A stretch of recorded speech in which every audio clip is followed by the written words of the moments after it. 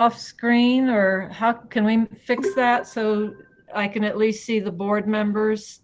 When she speaks, you'll be able to see her, is my Okay. understanding. Yeah. Okay. And Hello. there she is. Okay, great.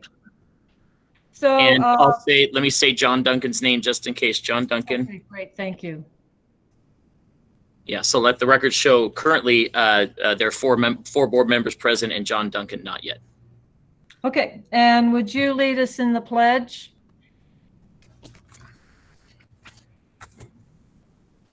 Ready? Begin. I pledge allegiance to the flag of the United States of America and to the republic for which it stands, one nation, under God, indivisible, with liberty and justice for all. Thank you so much, Barry. Mission statement. The mission of the Mount Shasta Union School District is to promote a system of educational excellence, providing the opportunity for all students to become productive citizens and achieve high academic standards. So tonight we are here to do a study session. It's a discussion regarding the impact of COVID-19 on district operations and educational delivery. We have some housekeeping items to do before we get started. And I want to start by saying that this current situation makes us all really, really sad that we're not able to open the way we are used to, with all children coming to school and enjoying their contacts with each other and their teachers. We want all kids back in school. But with that, we all need to remember that we are on the same side, that we're fighting the spread of COVID. And so while we share our different views, they may be different, we all are still united in our effort to combat the spread of COVID-19. Also tonight, I request that people remember behavior expectations. We need to be respectful and kind with our words and our tone of voice. This is what we teach our children, and we need to model what we want them to learn. We also need to value each other's opinions, even if we do not agree. And finally, we want to avoid repeating if we can. So we will keep tally marks so people can say, I agree with. And I've asked Nancy to take notes. We are recording this meeting, but I've asked her to take notes so at the end she can share the highlights of what we've discussed this evening. Also, we need a hand raise system, and the way we've come up with that is to use our chat. The chat will not be for chat tonight. It's only for writing your name, and that will put you in line to make either a comment or a question or both. And Barry also will not read if there are any comments that are put into chat. Barry will not be reading them. And we have a special addition here.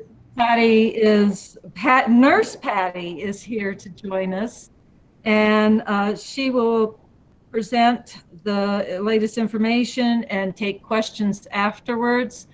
So when chat is open for taking questions, that will be first and foremost for Patty Morris to be answering the question. And Sue, so okay, if you would let me clarify just again to make sure that people are hearing it again. Please do not type your name into the chat saying you have a question or comment until we direct the public to do so. And if you wouldn't mind, the first time that we open that, it'll just be for questions for Patty. So please don't type in your name if you have something to talk about that doesn't, that it's not directed at Patty. So if you have another comment or question to make about something other than what Patty talks about, please hold off. We will open for those. And I have a comment that we have some people that are having trouble logging on. Is there anything that can be done for that? That I'm not aware of any. No, it's issues with AT&T. Currently, we have Right. 110 people logged on, which is more than we've ever had logged on. Yeah, we've been at 100, but okay. Okay, so Patty, thank you for joining us this evening.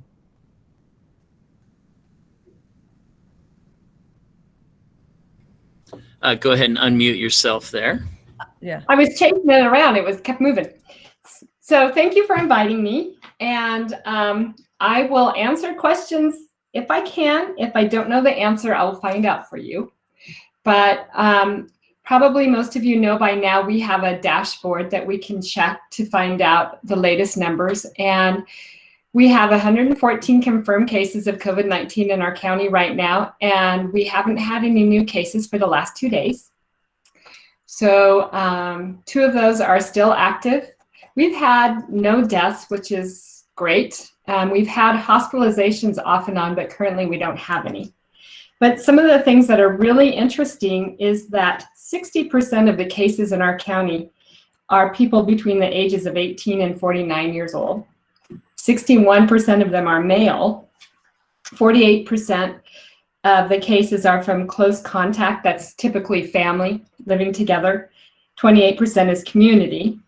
And 40% is the East County. And 39%, we're inching up there, is the South County. So that's pretty interesting to me. A couple of weeks ago, we were told that we could be put on the monitoring list anytime. I mean, that it was going to happen. And then we found out that there was a problem with the CalReady reporting system, and that some of the results that the county got back, they were positive results. I think it was 8 of them, and it took 25 days to get the results back. So those people were recovered before we ever got the test results back. And so it was all over the state. There was something like 300,000 tests that were not reported or delayed. And so it took the state a while to get that figured out, and it is now apparently. So they stopped putting people on the monitoring list for a while until they got all that straightened out. So things that can get us on the monitoring list would be if we had a case rate of 100 cases per 1,000 population in a 2-week period. So that's about 43 to 44 cases in 2 weeks. Currently, we've had 26 cases in the past 2 weeks, so we're only at like 60 cases per 1,000. There's some other things, like a positivity rate that's calculated over 7 days. They take the number of tests that were done and divide it by positive tests. But our positivity rate has, at one point we were inching up there, but I think lately it's been okay. You and I, we don't have the information to figure that out because we don't know, which tests were sent off when and when we got the results back. Another metric is hospitalization. And Dr. Stutz told us in a meeting last week he's not worried about those metrics. We don't really have to worry about that because if someone is very ill and hospitalized here, they get transferred to another hospital where they can receive more intensive care. So he's not worried about that impact. So something about testing. So I'm just going to I'm looking at my notes. So the more people you test, of course, you are going to have more cases. But if you test people across the spectrum, people who are ill, people who are not ill, you will have more positive cases in that you will catch some of the asymptomatic people, but you will have a lower positivity rate because you will have tested more people that are negative. I don't know if that makes sense, but so the more people that get tested, the better it is to know what's going on in our county. If only sick people get tested, we will have a high positivity rate.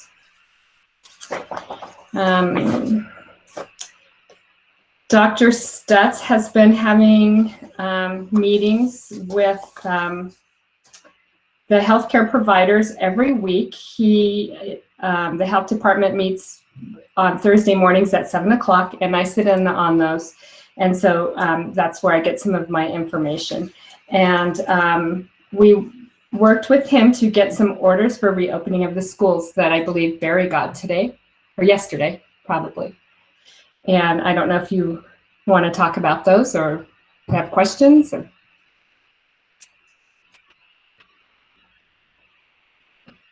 Any questions about what I've said so far?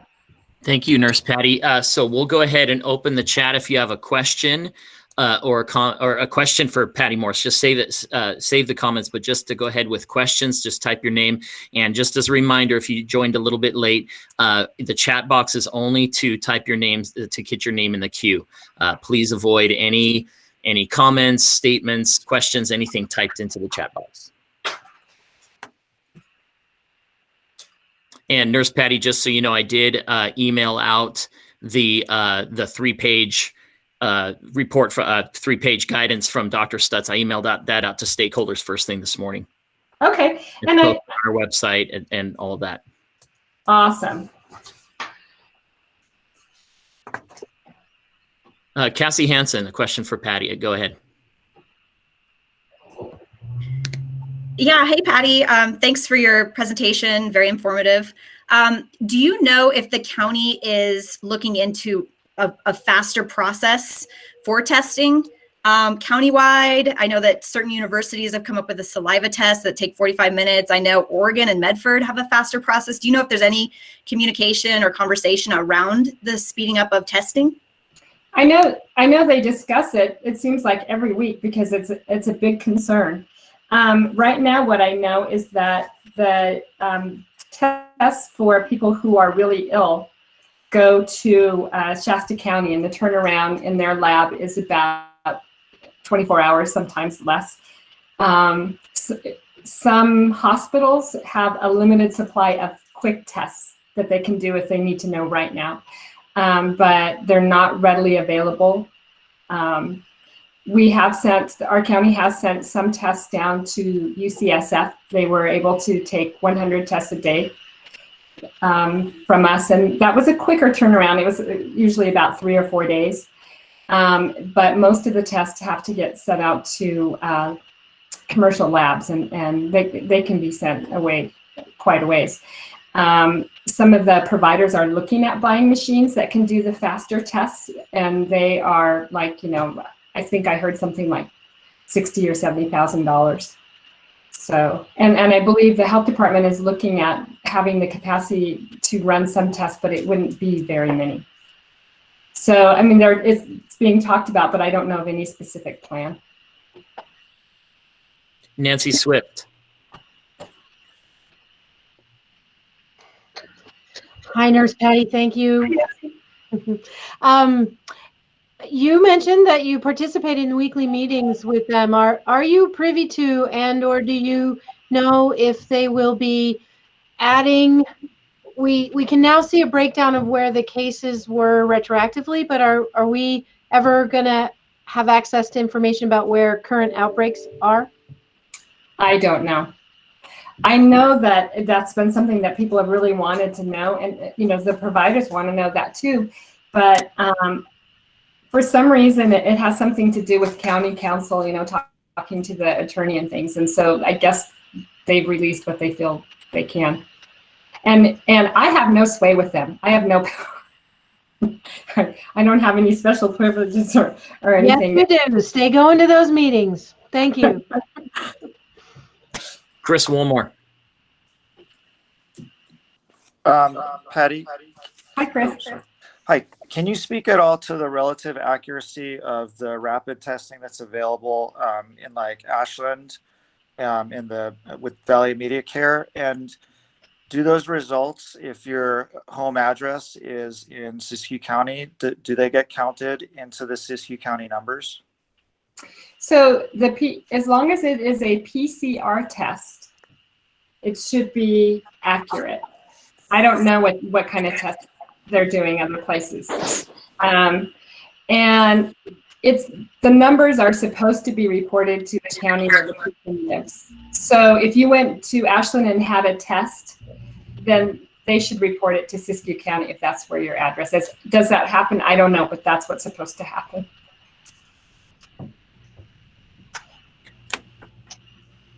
Okay, that's it for names in the chat right now. We'll pause for other questions for Nurse Patty.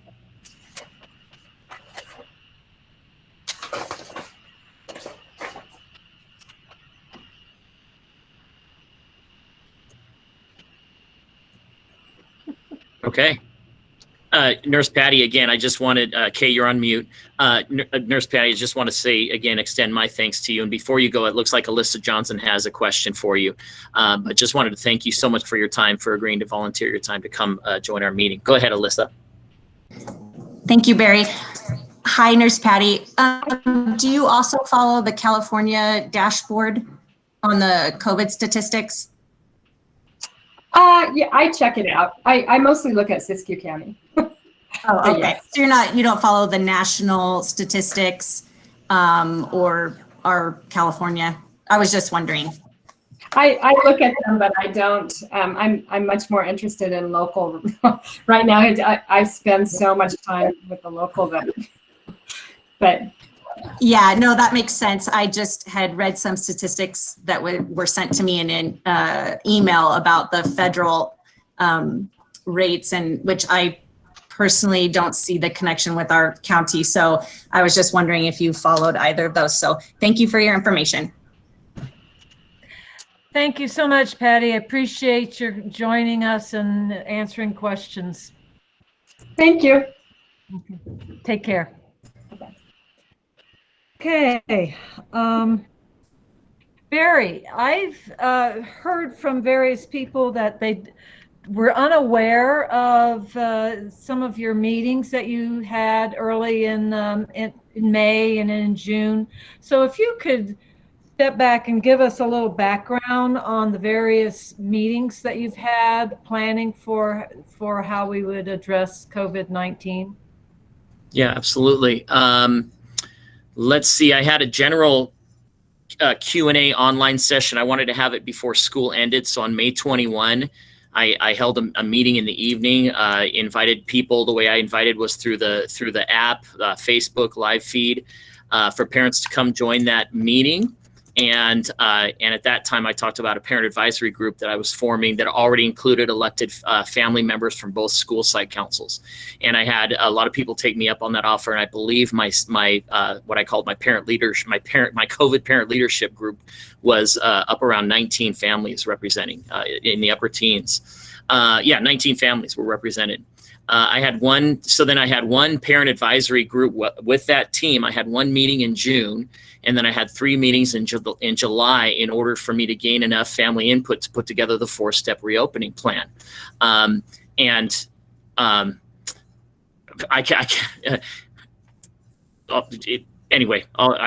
address that later. I did send out also 2 parent surveys to get even more feedback.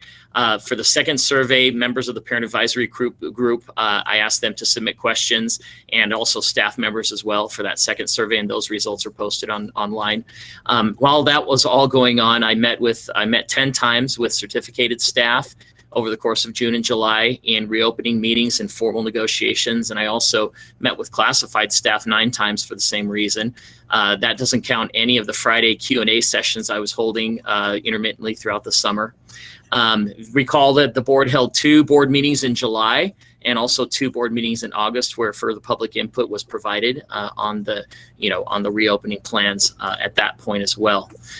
So that's kind of a history of where we're at. One other thing I wanted to, two things I wanted to say before I kick it back to Kay. Number one is just a kind of a housekeeping still. The list that you see under the number 2 is purposely not numbered because so many of these things overlap. So those bullets are there to make sure that we cover those 4 areas. And we will, kind of go in order. Obviously, we just talked about strategies for maximizing safety among students, staff, and visitors. We didn't talk about the strategies, but we talked about safety and COVID-19 now. So just to let everybody know that is a list of bullet points we want to make sure we cover.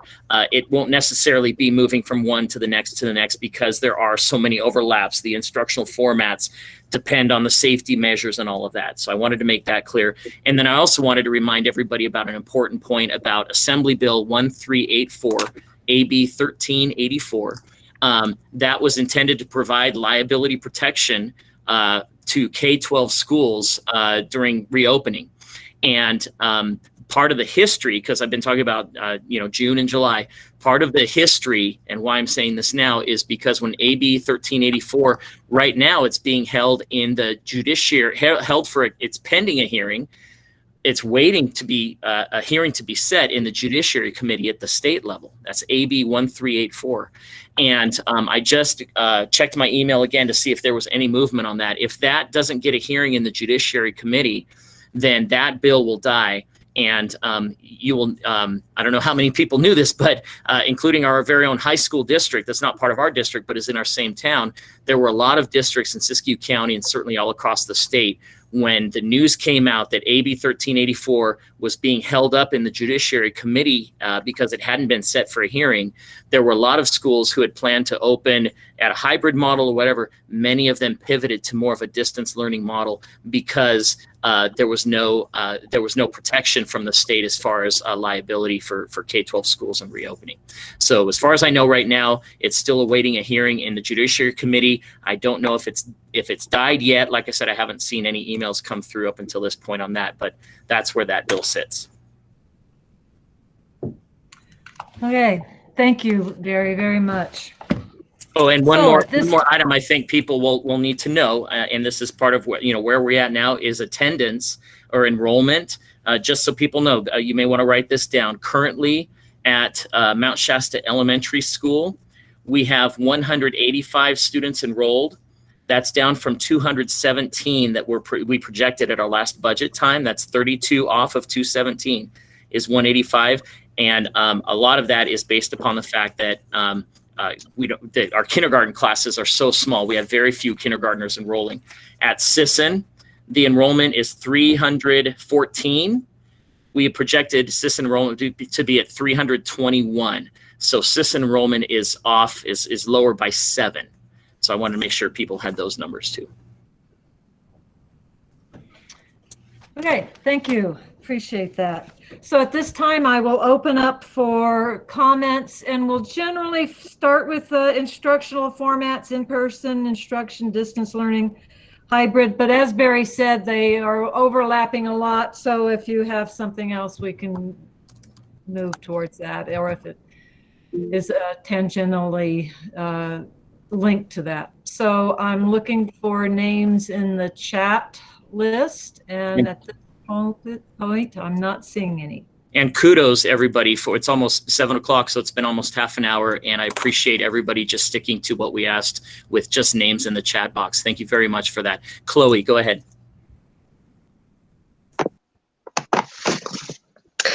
Hi, I just had a question about that bill you said that was being held up in legislation about liability for schools that decided to open and protect them.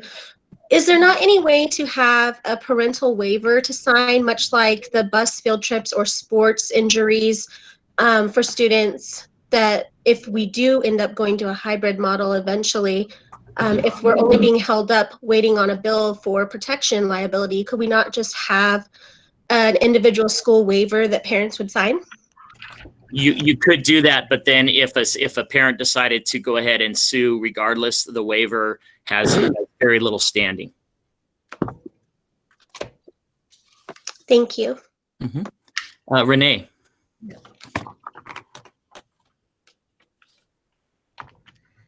Hi. Number one, I want to thank you so much for all your efforts. I'm sure it's been a very difficult time with all these changes.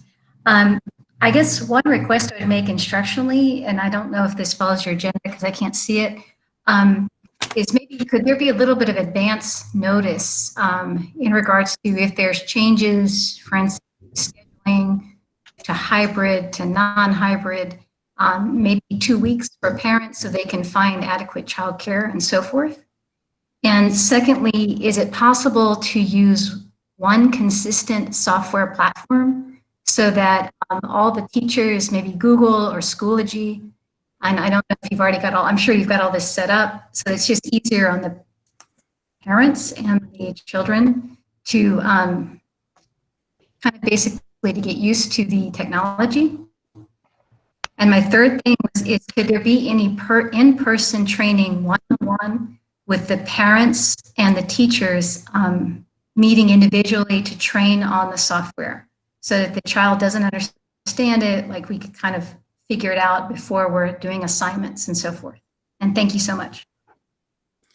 Thank you for those questions. As far as one platform goes, we have the teachers have been talking, and for 2nd grade through 8th grade, they have all agreed that Google Classroom would be the platform that they would use. And kindergarten and 1st grade have agreed that Seesaw will be the platform that they use. We heard that loud and clear with parent feedback after the spring that parents wanted that kind of common platform. And so we've implemented that. The in-person training on the software, that I wrote down in kind of I have kind of two note lists going. One is for, just responding, so I make sure I don't forget a question, and others for long-term notes to help us in next steps and in moving forward. And I wrote that down, in-person training on software. That is, one parent pointed out to me in an email too, is part of the kind of the state's expectation is that we support parents in that software piece.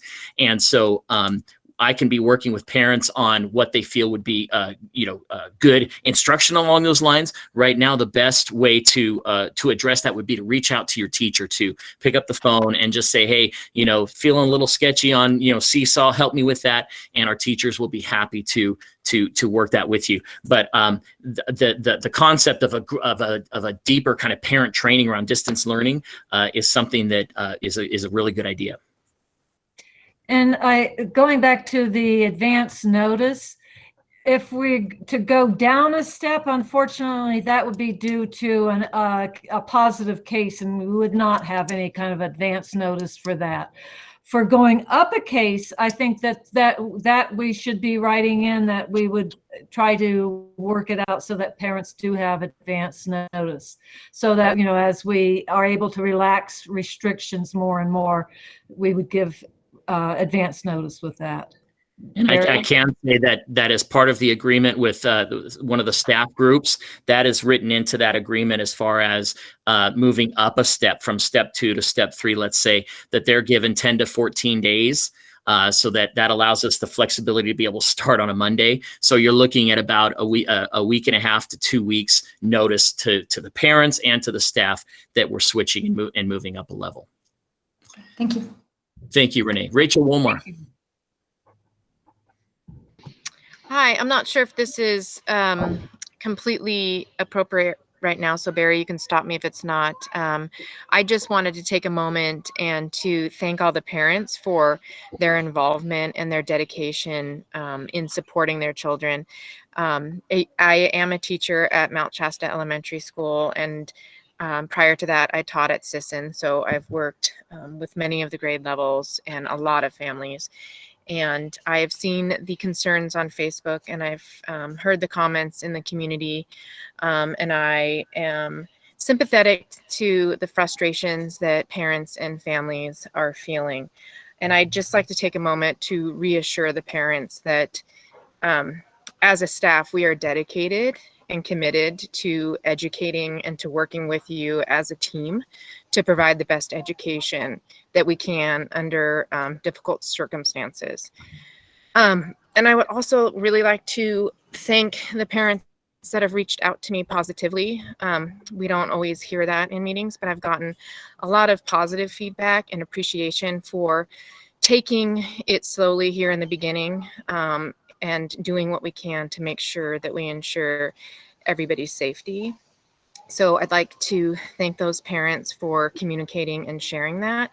And I wanted to take a moment to share that with the board and with the public so that they have that information as well. And truly, we are working hard, and I know that a lot of things that teachers do are kind of behind curtains and go unseen.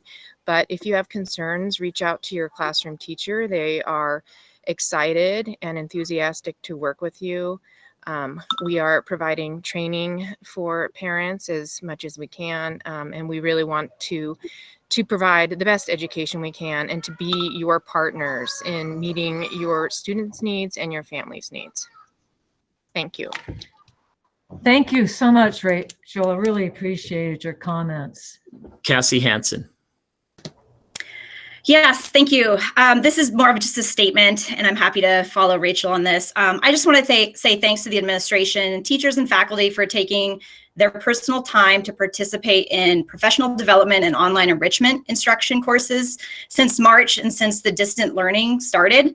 I'm thankful for our school district for keeping parents involved throughout all of the meetings that Barry listed on the new approaches during these unprecedented times. As a professor at Johns Hopkins University and a scientist involved in the data trends of COVID-19 trajectories and scenarios, I understand the difficulties that parents are experiencing. I am a parent. I am working full-time from home with a 7-year-old and a 2-year-old, and it's no easy feat. And let us not forget the definition of the word novel, coronavirus, which means that it's a new strain that's never been previously identified in humans, which is mind-blowing. This is new for everyone, and as scientists are learning more about the mutations and forms of transmissions, we need to remind ourselves of this definition and the word novel.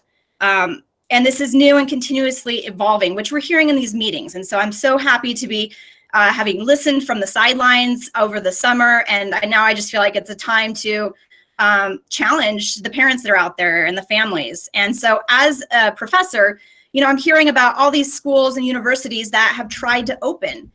For example, Michigan State, Notre Dame, Chapel Hill, they're week 1 into trying to open and have now backed away into distant learning because they can control the environment on campus and they can control the social distancing on campus. But what they're finding out is that they're unable to control the environment at the student's home, in the student's dorm, or in their own professional life. And that's an issue. So they're unable to control that variable. And this was a very similar trend that took place in 1918 with the influenza pandemic. The most recent CDC archive reported that, gosh, the same debate was taking place on whether or not you open up the schools. Is it a safe environment? And yes, the schools were a safe environment. They were clean, they had fresh air. And the idea was to get the kids off the street, get them away from infected adults. But the same problem was that when the kids went home, they were exposed to adults that had the virus. And so with that said, that when the CDC released this archival report about the influenza and comparing it to COVID-19, the influenza and comparing to COVID-19, a lot was known about influenza at that time. And so we're still dealing with this novel virus where we don't really understand the brackets and implications of long-term health effects. And I'm almost done. Most recently, Yale just released a statement to their students on opening day that said we should all be emotionally prepared for widespread infections and possibly deaths in our community. You should emotionally prepare for the fact that residential college life will look more like a hospital unit than a residential college. This is gearing up for fall semester. That was on Monday. On Wednesday, after a failed attempt to reopen, they've gone back to distant learning. So here's the challenge, and I challenge all the wonderful parents that are on here right now. This is our community challenge, and this is where it comes in, that we as community and parents show our children, show the school district, the county health advisors and officials and state officials that we can come together to stop the spread of the virus locally, because we know that our children's education is extremely valuable. Our actions outside of school have a direct consequence to our children not being able to go back to school face-to-face that we're experiencing right now. We must wear face masks and teach others that their actions of not wearing these face masks have a negative impact on us right now, and we're seeing that. So I challenge everyone to be a part of the solution. This is a learning opportunity. The challenge started in May, and because enough people failed to take it seriously and acting accordingly, we're still dealing with now a higher rate from when we started. So again, I know we can work together. We're a strong community. We're strong parents. We want a safe environment, and we want everyone to be healthy. So let's do this, guys. Thank you.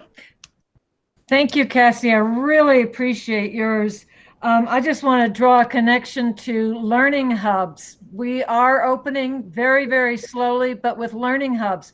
In order for the learning hubs to be successful, we need the families of those children to practice all the points you've just said. Mask, washing hands, keeping a safe distance, watching out who they contact, and not just going out into the community. Otherwise, it'll be right into our learning hubs, and we will be shutting down our learning hubs. As soon as one positive case is in a learning hub, it shuts down.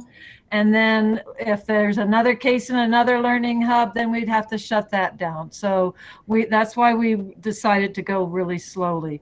I really appreciate your comments. Thank you. And I see Alyssa Johnson is next. Yeah, I'm sorry. I thought we were on the topic of how families were asked to provide input. So, and then the liability issue. So first I'm gonna, sticking to your agenda, talk about that 19 families were involved with providing input, and I believe roughly we have 500 kids. Do you think that that's a good representation of the families? That was as many people as would sign up when I invited, anybody and everybody to join the meeting. Okay, and then to that point, I consider myself a fairly involved parent, and I'm also on social media quite often. I never saw anything, and I ask other parents to let me know if you did or did not, because this clearly is something that I'm passionate about, and I probably would have wanted to provide some input and also to work with the school to come up with a plan. So I would recommend that if you have something as serious as this, perhaps doing a mailing might be better, because I mean, even though I'm on social media, not everybody is, or use the phone tree. Clearly, only 19 people responded, and that's not a good representation. Moving on to your liability, because that was the other thing we just talked about. So you can sue anyone for anything these days. So I understand that. But liability isn't an excuse not to reopen our school, even carefully, even in a hybrid fashion. So when you talk about the liability issue, I guess I want to know, have you reached out to your counterparts to the north to see how they're handling the liability issue? And I assume that you have. Thank you for the questions. And to speak, first of all, to the parent group piece, if there's anybody on this meeting, we've got 124 people now that want to be part of that parent leadership, team as part of the site councils. Please just email me, and I'll definitely add your email to that list. So that call remains an open call. Also, in moving forward, because I've been working with this, there were no site council meetings through the summer, and the site councils are their parent and teachers sit together on those councils, and the parents are elected by other parents. You've maybe yourself have voted on a site council election. And so that's going to be how we pivot into now that the school year is starting, those site council meetings happen monthly, and we're going to continue using those site councils, whether they're joint meetings or site specific meetings or both, to continue to engage parents around these lines. So please realize that site council is a forum where you can be involved as well. As far as the liability issue, yeah, we've been, the superintendents across the county we're in constant contact with each other each week. There are no districts that have figured out the liability issue. We're all in the same boat. It's just that some districts and boards have decided to take that information and do one thing, and other districts have decided to take that information and do another thing. And going back to the 19 families that is actually historically probably a pretty good number. I remember we have forms that we have to fill out every year, and we beat the bush trying to get parent involvement for these forms. We call it the LCAP, learning control. I don't remember the whole thing, but we beat the bush trying to get everybody parents to fill out, to work with us, to come to meetings. And I remember one time Barry actually went so far as to have the students of the months when they came to a board meeting and were presented their awards. He then handed them some forms and said, please stay long enough to fill out these forms. So we are always trying to get parent involvement. And so to us, 19 people to be involved looked like a good number. And but we're happy to have more people join. We truly are. We want parents to be, education works best when we have a really close parent and teachers, school district connection. So moving on to Brandy McKnight. Yeah, I'll try to keep it quick. I know there's a lot of people behind me. Regarding those meetings that you held, Barry, I do thank you for that. I was a part of it. I was able to attend 2 because I happened to see the post and email you. The 2 that I attended, I believe the attendees were closer to 14. 2 of those were yourself and Kale. And then respectfully, with the use of the call tree earlier this week or last week, and then as well as our efforts on social media, in a week's time, you've gotten 123. So I think that we can do a better job of getting the information out and letting those who want to help and participate do so. And then quickly, just regarding some of Cassie's comments, I think we're all well aware that we're in, a pandemic wide. I am not prepared with stats because I wasn't thinking that was the purpose of today's meeting. However, I would encourage people to go to the graph.gov, and I would also counter that there are many success stories of schools that have opened and have remained open. And then kind of back to the point about the day-to-day schedules, I know we've asked some questions. I know everything's up in the air, but I'm very, very concerned with the actual amount of FaceTime instruction. We still don't, unfortunately, know what that's really going to look like.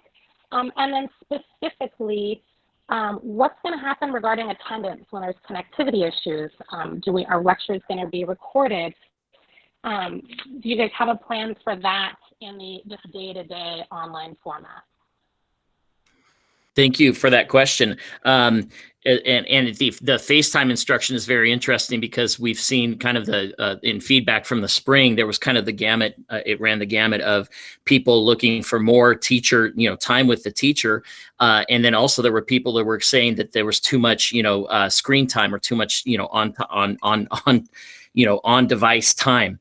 And so as Rachel said, continue to reach out to your teacher on that. Different teachers have kind of different timelines. To clarify, the trailer bill language did not specify how many minutes there was supposed to be face-to-face instruction. So you've seen, I've sent out letters, posted some things, we put some things in the mail as well. I believe one of the ones that we put in the mail as well as post online talked about the 240 minutes, the 230 minutes for 230 minutes for 1st through 3rd grade, 240 minutes of daily instruction for 4th through 8th grade, 180 minutes for kindergarten. Those minutes are not, they can be all online with the teacher. It can be, a portion of that online with the teacher, with the rest of the time dealing with, assignments that the teacher gives that are then time stamped. They're given a time value by the teachers. And so as long as the time value of the assignments and the in-person, the live time with the instructor equals the 240 minutes, then that covers it for the day. So as far as connectivity issues and attendance, students will not be marked absent for connectivity issues. If they can't log on to a live time, it's just a matter of making sure that the reach out to your child's teacher at that point, make sure they understand what's going on, and then they can work with you on that. And the state is still working on an actual form for schools to kind of track this student engagement, and they've left it up to the school districts to just kind of on their own be prepared for an audit on how we're engaging students. And so our plan is threefold, where we're going to take attendance on those live times. but then we're also going to see how is the student doing the work, every day. Are they turning in the work that they're supposed to be doing? Because that indicates engagement. And then also looking at the students' grades and how they're progressing through the assessments. That is also an indication of student engagement. If a student does not engage for 3 days, then the state is, through the trailer bill language again, is requiring us to have a tiered re-engagement plan in place, and that'll be part of the learning continuity and attendance plan that the board looks at in September. And that has to then be that has to come into play. So then we're not sitting there going, oh, we haven't heard from a student in 5 days, or I can't get a student to turn in any work. Well, what is the school doing to make sure that student is re-engaged? So that's all part of the process as well.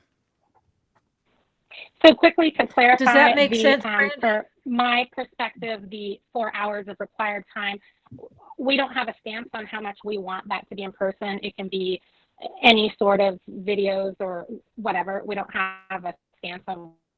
You do. You definitely have a voice on that by contacting your child's teacher and looking at the materials that they've given and say, hey, I think this is too much, online computer time, or man, I only saw the teacher for, 20 minutes on a given day. Working with your child's teacher and your school's principal on those types of issues. Absolutely. You can have a say, and then, potentially adjustments can be made. Right. Yeah. Be sure to reach out to the teacher, because sometimes the assignments, your child may be able to move through the assignment more quickly than another person's child who may go more slowly. And so, they can give you extra work if need be. So now I believe it's Amy Campbell. No, Jasmine Pretty. Oh, it disappeared. I don't have that. Okay. Sorry. Hi, I have a lot of questions and concerns, but for now, I would really like to prioritize my question regarding the Boys and Girls Club. I'm just very curious as to how the district is helping and supporting the Boys and Girls Club during this time, because in the meeting in July where the board voted to execute distance learning, it was recommended that we sign our children up with Boys and Girls Club if we were nervous and apprehensive regarding how to navigate this complicated and uncertain situation. But I personally have not heard how you're supporting the Boys and Girls Club in this process with funding. And as of now, they have no choice but to request $100 per week per child. And rightfully so, because they obviously have to hire more staff to help and accommodate all of the working parents that are, quite frankly, at a loss for how they're going to commit to distance learning. And as a full-time essential worker with a husband as a first responder, I completely resonate with this. And I do want to articulate that the Boys and Girls Club has made it clear that the amount of $100 per child per week is not set in stone, and that they're willing to help families regardless of their financial situation.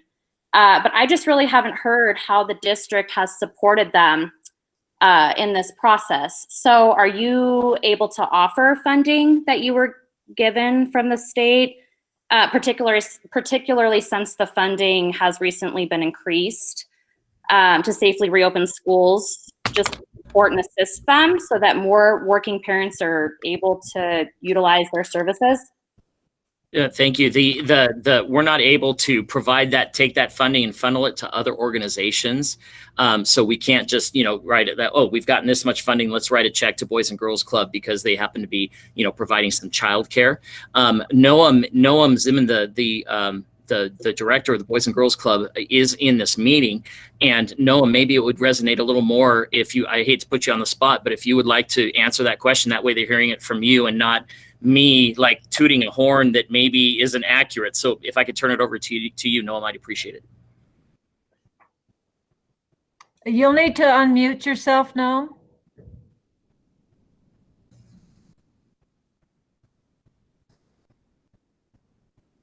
We still can't hear you. Yeah, he's unmuted, but now he's muted again. Now he's unmuted. Say something, Noam. Yeah, I still can't hear him. So I will speak in, and Noam can chime in. But basically, Barry? yes. If GNOME hangs up and tries again or reopens the tab, sometimes that works. Okay. So So Noam, if you hang up and try to reopen the tab, that might work. To speak to that though, while he's doing that, he could join us in. You type his name, but ultimately, as I said, we can't write a check then to Boys and Girls Club. However, we have been partnering with Noam and Boys and Girls Club from the very beginning. The fact that we have provided the facilities for them to operate over the course of these several years, even when it was not COVID-19, that's an in-kind donation on our part. That's provided. And so that's definitely no small, I guess, contribution from the district. The other thing is that Noam and I, through the summer, we've been talking about facility space. And we have been in talks about expanding the use of the facilities potentially. When COVID first hit, the state was requiring schools, even though schools were closed, the state was directing schools that if a child care organization reached out to them to ask to use their facilities, they were to work together on that. And so we've continued in that spirit with Noam. I know he's talked to other organizations about utilizing space, whether it's outdoor areas at the elementary school, part of the cafeteria that may not be used for learning hubs or instruction. Noam and I have gone back and forth in talks based upon the need. And so, and I think if, Noam, do you want to try saying something one more time?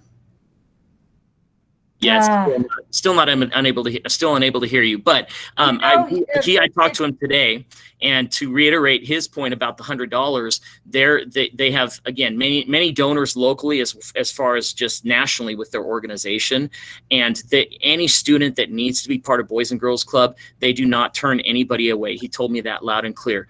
They don't turn anybody away, and so reach out to them. He's given a thumbs up. Reach out to them if there's anything that you that you need or you need help with Boys and Girls Club or anything. He says, call me. He's motioning to give Boys and Girls Club a call. They stand ready to help.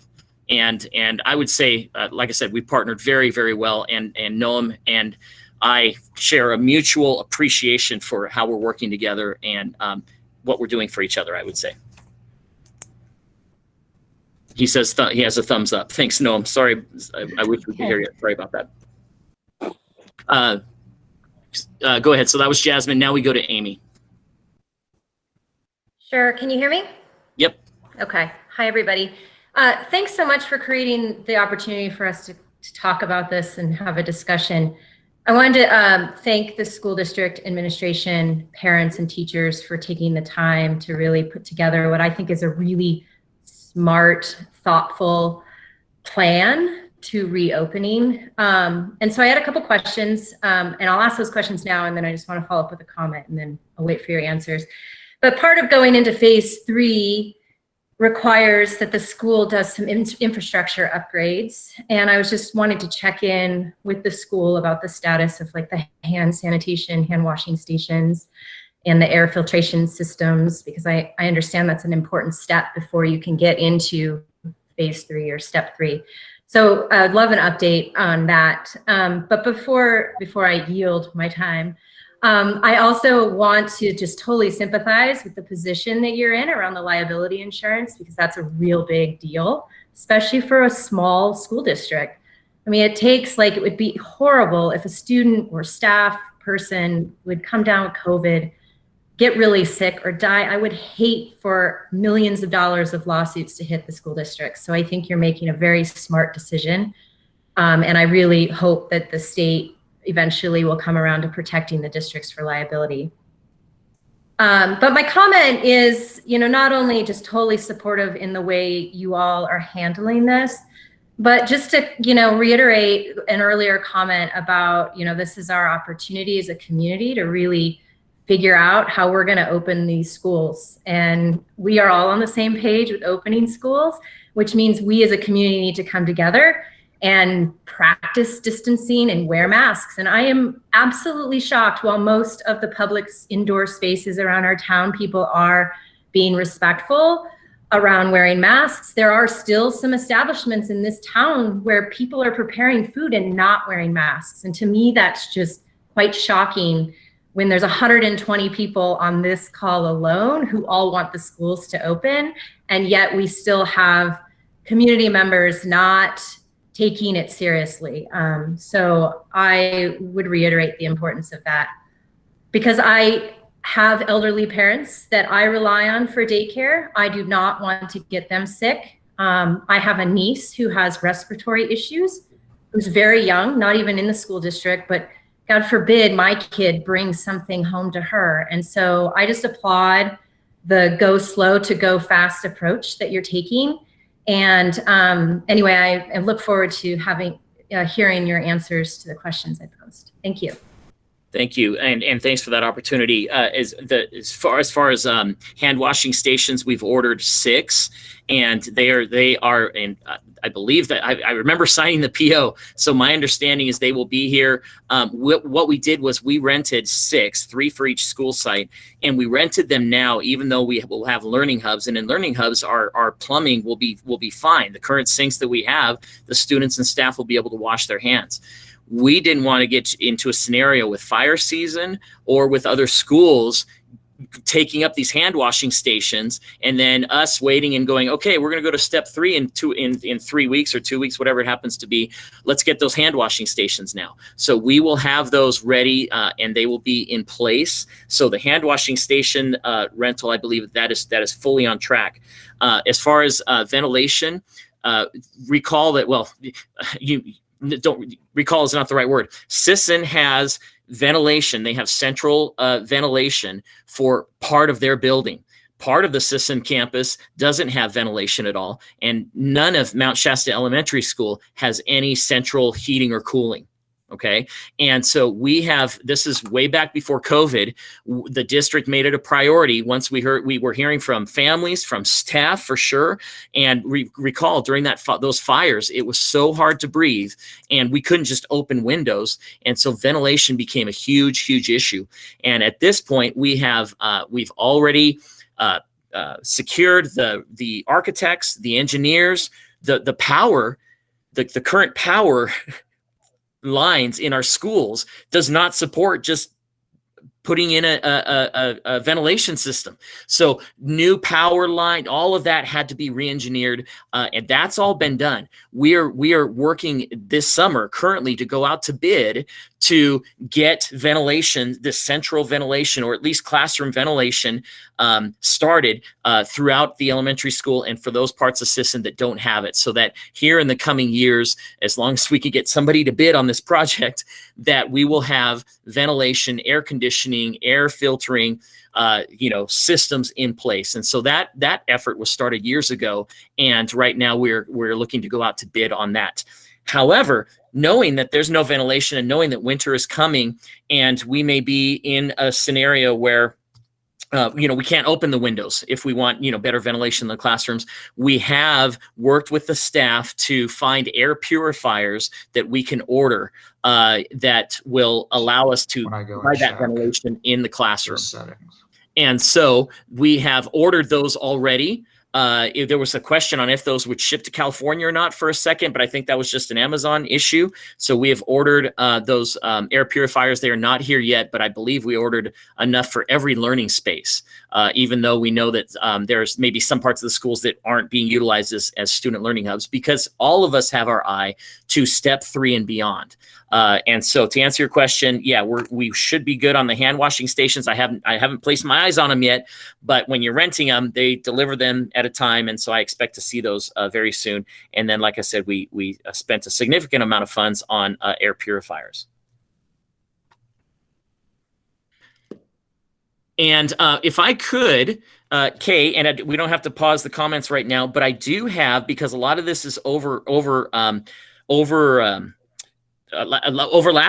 If you could work in Amanda to make a little presentation about budget impacts of COVID-19, because this is kind of a good segue, because she has those numbers ready of what has been spent along those lines. So, we could take a few more, or if you wanted to pause here, it might be a good segue for Amanda to go into that, and then we can continue the looking at the names. This would be perfect because we've had questions about the money that we've received, and also fits in with what you've just been answering. So I would like to call on Amanda if she's on. Thank you. Ready. All right. Hi, everyone. Can you hear me? Yep. Okay, great. First of all, I would like to say how impressed I am on how many people now understand school finance and the information that people know. It's a lot to handle. So with that being said, things are changing daily. We received official award today of an additional $200,000 that we will be receiving in this fiscal year for COVID relief. Before that, sorry, let me get my notes. I wasn't quite ready. So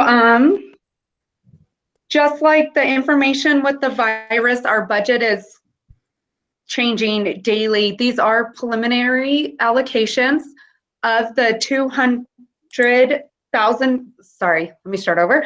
We thought at the July budget we were going to receive $204,000 for the 2021 school year, and that has now been increased to $479,000 for 2 years. With that being said, we have received $9,000 of the almost $480,000, which makes all of this a little bit more difficult. So far, we have committed or have spent just over $200,000 of the funds. We've used those funds for staffing needs and facilities. We have purchased a washer and a dryer, face mask, face shields, thermometers, all sorts of the PP&E to get up and running. As Barry or Mr. Barnhart mentioned, we have spent roughly $15,000 on air purifiers. Also increased our cleaning supplies. Some of the products that we used before COVID-19 does not work with the virus, so we've had to kind of restock all of our maintenance supplies. The hand washing stations, those are going to be roughly $8,000 for the year.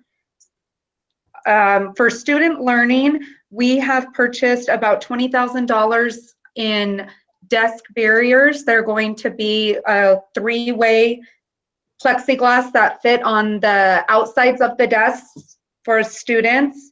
We've increased our Chromebook purchasing for staff members and for students.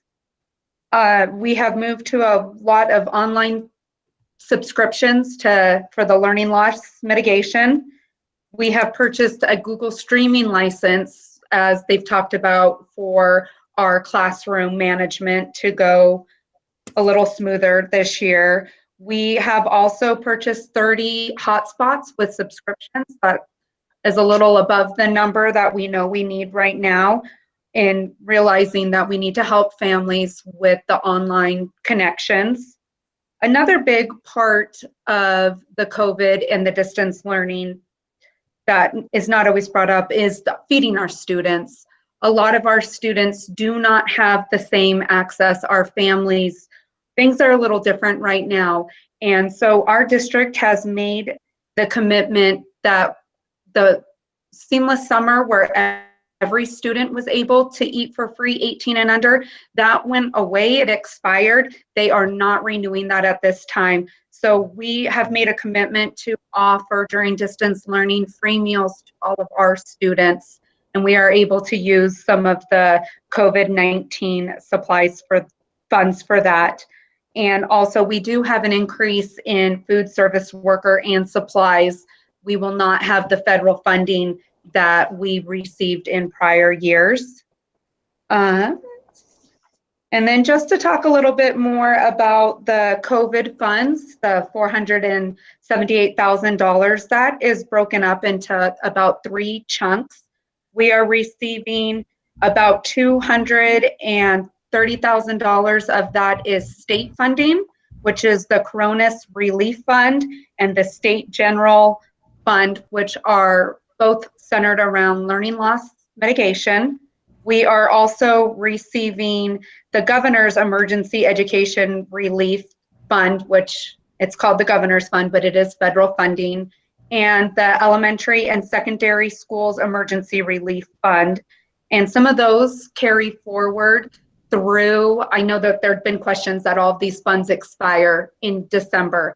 And some of these funds actually will carry through September of 2022 to help next year with the more learning loss mitigation. I think the intent is for when schools are back in session to truly see where the needs are. So with all of these new funding changes that are daily, we will have a revision to our July budget at our September 8th meeting, which will actually focus solely on the increased funding due to the COVID-19 emergency funds.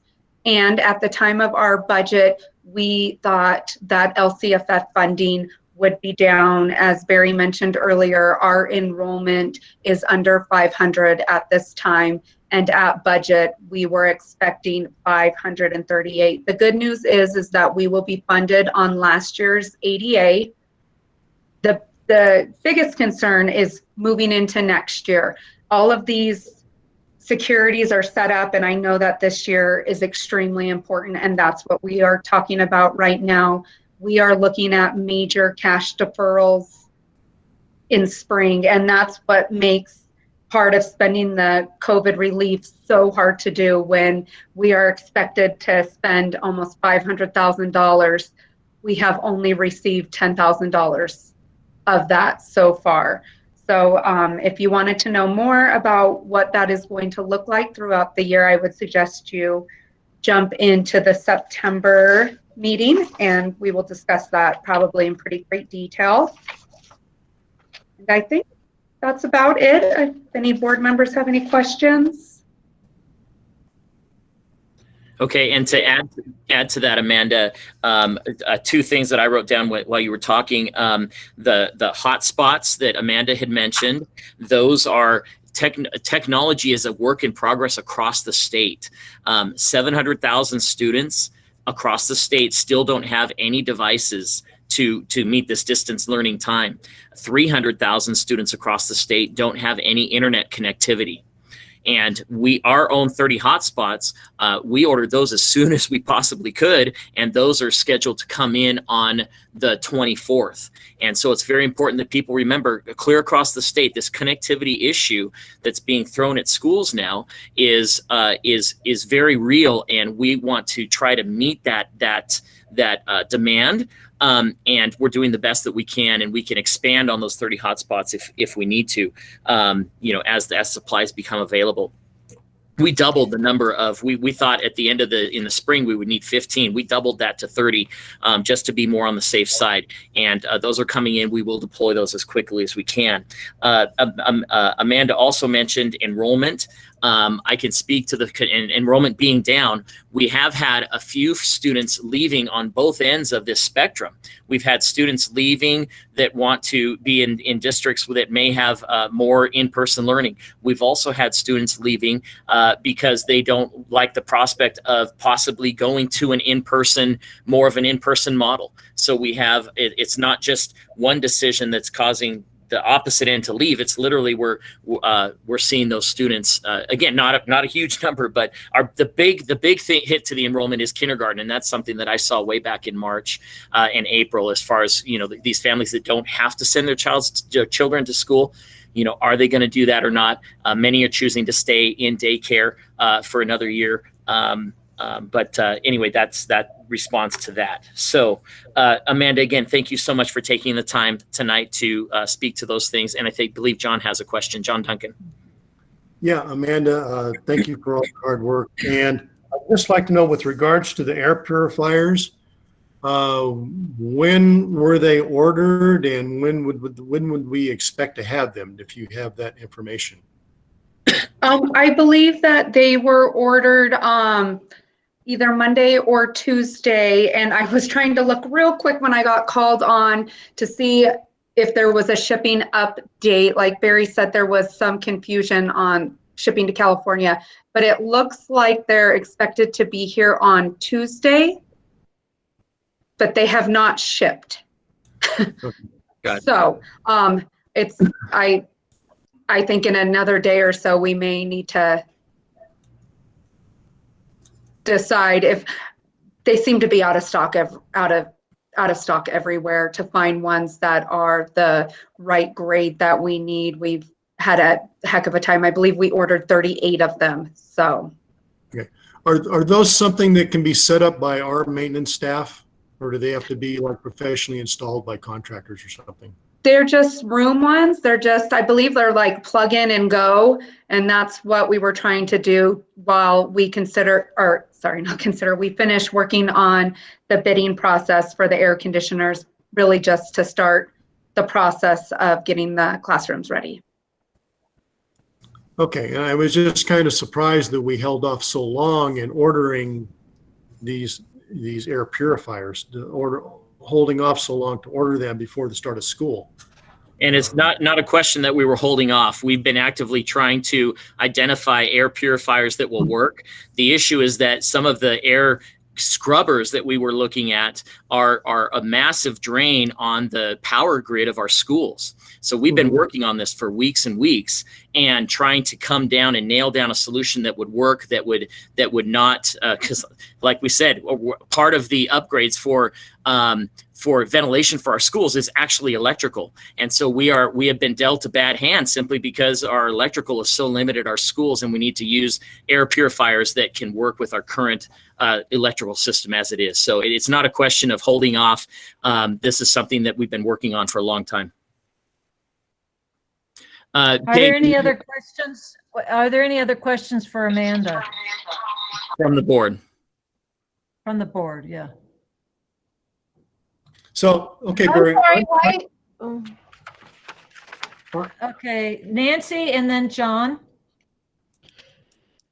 I guess I just wonder why it's only the board right now. I thought that we could field questions with. We can, but it's with Amanda. I don't want Amanda to be on the hook for. So we just want to make sure that the board has had a chance to ask Amanda questions, and then she can, and then we'll go back to Dahlia Calzada is the next one in line for a question. And so I appreciate her patience. Okay. Sorry, John, for interrupting. Okay, No, John. I was just curious. I thought Barry had told us some time back that the purifiers and stuff had been ordered, but then we just hear from Amanda they were just ordered just recently. So I don't know. Maybe I got some misinformation somewhere, but I thought Barry had stated that earlier in a prior meeting that they had been ordered. I don't believe so. I do not remember that. We have been working on it for a long time. Yeah. Nancy. I would go to. I'm sorry. One point of clarification, Amanda. You said 20,000 extra. So does that equal a total of 479, or does that equal a total of 6,079? 679,000. Oh, for the funding? Sorry. Yeah, you started with, we got an extra 200,000, and then you gave up a number of 479,000. So the total funding right now, allocation is $479,000. And I think I started talking to at budget, we thought it was about 204,000. So since budget for the revision, there will be an additional 265,000. Yeah, sorry about that. No, thanks. And I have a question for you, Amanda. So the 479,000, that is COVID, but not related to the cash deferrals. So when they stop sending the money for our cash deferrals, we'll still be getting this COVID monies? The only thing that has come out but we'll get them. We just don't know if it will be in current year or next year. I've just been trying, like I said, some of this just was released by the county office today. That is how we find out our federal funding. It's not, some of the COVID, you could go to the state website and you can see it there, and that we already knew about. But the funding is funneled through the County Office of Education. And some of the question and answer sheets that I was reading, it looks like for the federal dollars, we can expect 25% in the first half of the year. So they have not quite said when the second 75% is coming. unfortunately, those are the funds that need to be spent by December 30th. Oh, you're kidding. So I now understand with our cash deferrals that we're going to have to go into various funds to pay for these. So on top of just our regular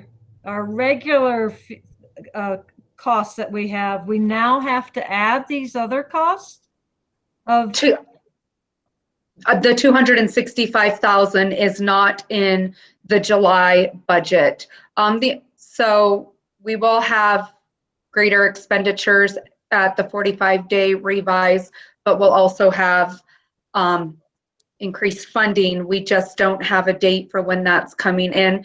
But to help offset some of the cash deferrals, you will also see the increase to LCFF funding that will be part of the 45-day revise, and that is the difference from budget. It was not clear that we could use prior year's enrollment, and also at budget, we thought there was going to be a negative 7% COLA. So there will be an increase of local or state revenue that will come in throughout the year. We'll still see deferrals on that. But the hope is the difference with that cash flow and the offset of some of the spending that does not need to take place until September of 2022, cash-wise, will still be in the same position that we were in at budget, and hopefully in current year, we will not need to borrow against any of our special funds. Thank you. Appreciate all your hard efforts. That's really a difficult task. So I'm only showing Corey Burns. So I think I'm losing the top. You have to scroll that. It's Dalia Calzada is next. And again, Amanda, thank you for your time and for that presentation. Dalia Calzada, go ahead.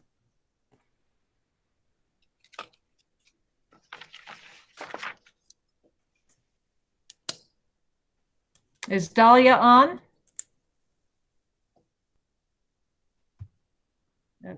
Why don't we go on? Yes. So let's go on to Allie Shipley.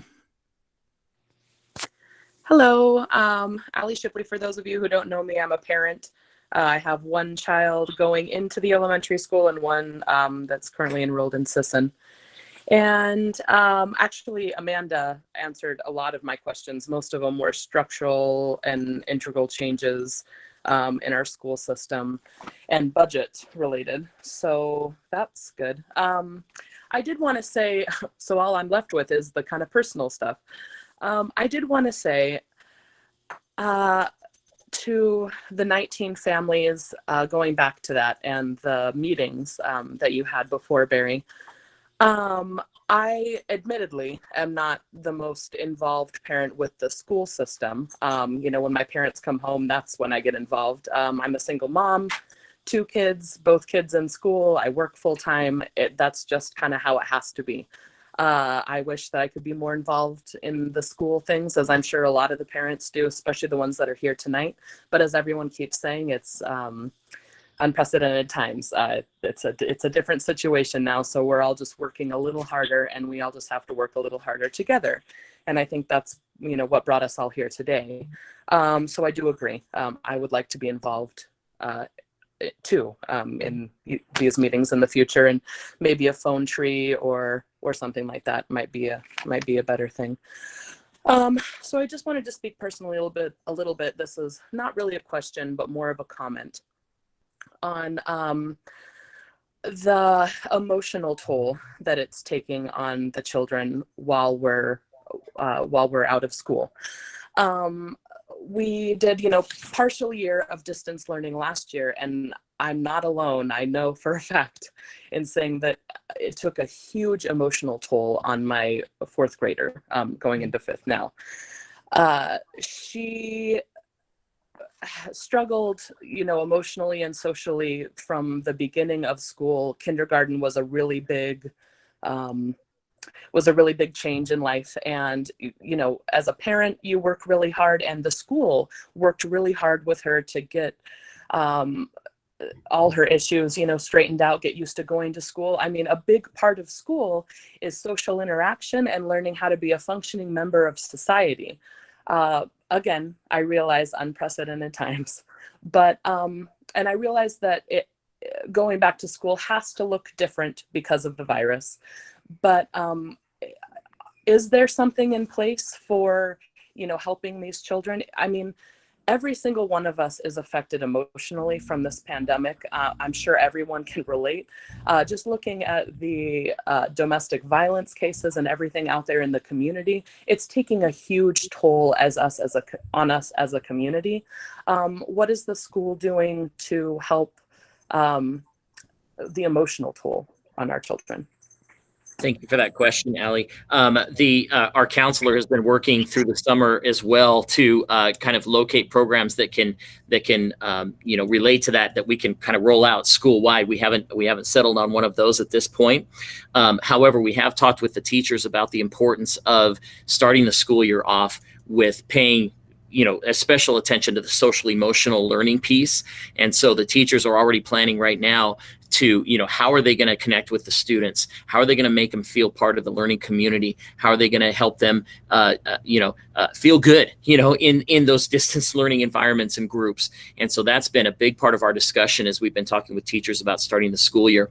We do have a counselor that will be working with students as well. She will be able to do a lot of online groups that cross different cohorts and different grade levels, for instance. And so if you have a special request or, you know, need any help at all along those lines, please reach out to Melissa, our school counselor, or you can also reach out through your child's teacher as well. Because I know she's going to be forming different groups and different ways to help students. And so that's kind of our focus right now. And then, like I said, as much as I mean, canned programs are, you know, for what they're worth, they're what they're worth. But I know that there's some good ideas out there, and I've asked Melissa to research some, and I want to get staff input and parent input on some of them as well, to, you know, figure out if there's we can use some of those funds along that social emotional learning, in addition to just curriculum. Is there any, just a little bit more, is there any plans in the future to get maybe another counselor? It seems like, you know, now since the, you know, emotional rate may be being much more raised than it would normally be, maybe some help would be good. Yeah, absolutely. And even before COVID-19, I mean, it was thrown out that we'd love to have two counselors. We'd love to have a counselor for Sisson and a counselor for the elementary school as well. So it's a question of funding. Part of that learning loss mitigation, we all know that in order for students to learn, they need to feel safe. They need to feel good about themselves and about where they are in life. And, you know, counseling services can be a big part of that. And so that could very well be a part of the discussion once we are in step 3 and in step 4, you know, and we have some of those additional funds to use. We have to balance that with the fact that nobody really knows what the financial picture for the state and even the federal government is going to be in the out years in our multi-year projections. And so we have to watch our funds very carefully, but the board has telegraphed early on, we would love to increase our counseling services and the number of counselors that we have. Thank you, Barry. Alyssa Johnson.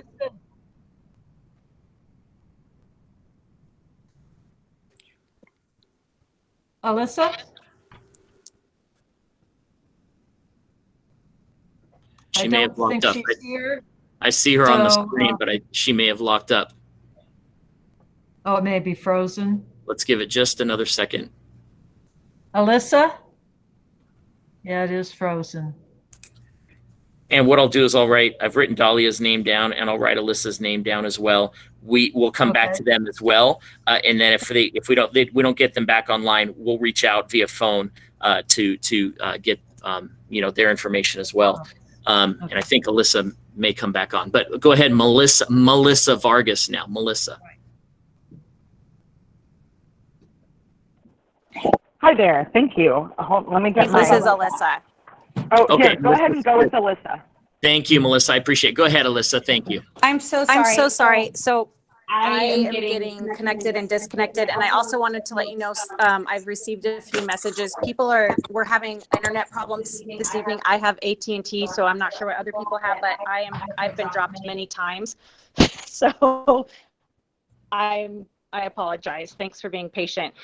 So we're kind of jumping all over the place. So I'm going to go back. I just wanted to know how many parents were on the site council and what's the capacity. That's my first question. I'm sorry to go so far back, but I wanted to ask that question and wasn't able to. Also, my youngest son does have an IEP. He has a speech impediment, and so he's going into the 4th grade. And first I want to say Chris Mulmer has been amazing with working with me and contacting me. I don't think he knows that Chucky has an IEP. Maybe he does. We haven't discussed it. But when I read the reopening plan, I thought that kids with IEP plans would be able to be in these hubs. And I have not received any information about Chucky being a part of that. And then I also wanted to know, what does that look like? Is it 1 hour of in-person instruction a day, 4 hours a day, 1 hour a week?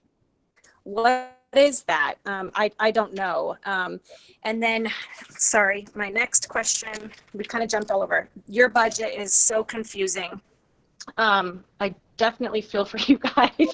So I'm sorry to ask questions that might not be or might not sound so smart. But regarding your funding for COVID, I think Amanda, thank you so much, Amanda, for that information. I think she said it was $200,000, but you had only received a small portion of that. I'm wondering what is it reimbursement based? Do you spend the money and then you get reimbursed? And then I also wanted to know about the meals. I know that Great Northern had provided meals to all the students, and I'm wondering if you reached out to them for this new fall, starting back to school. Why is the school providing the meals? Great Northern has such wonderful services. Why is the school spending their money on food when Great Northern, I think, would probably cover that cost? So those are my questions. Thank you.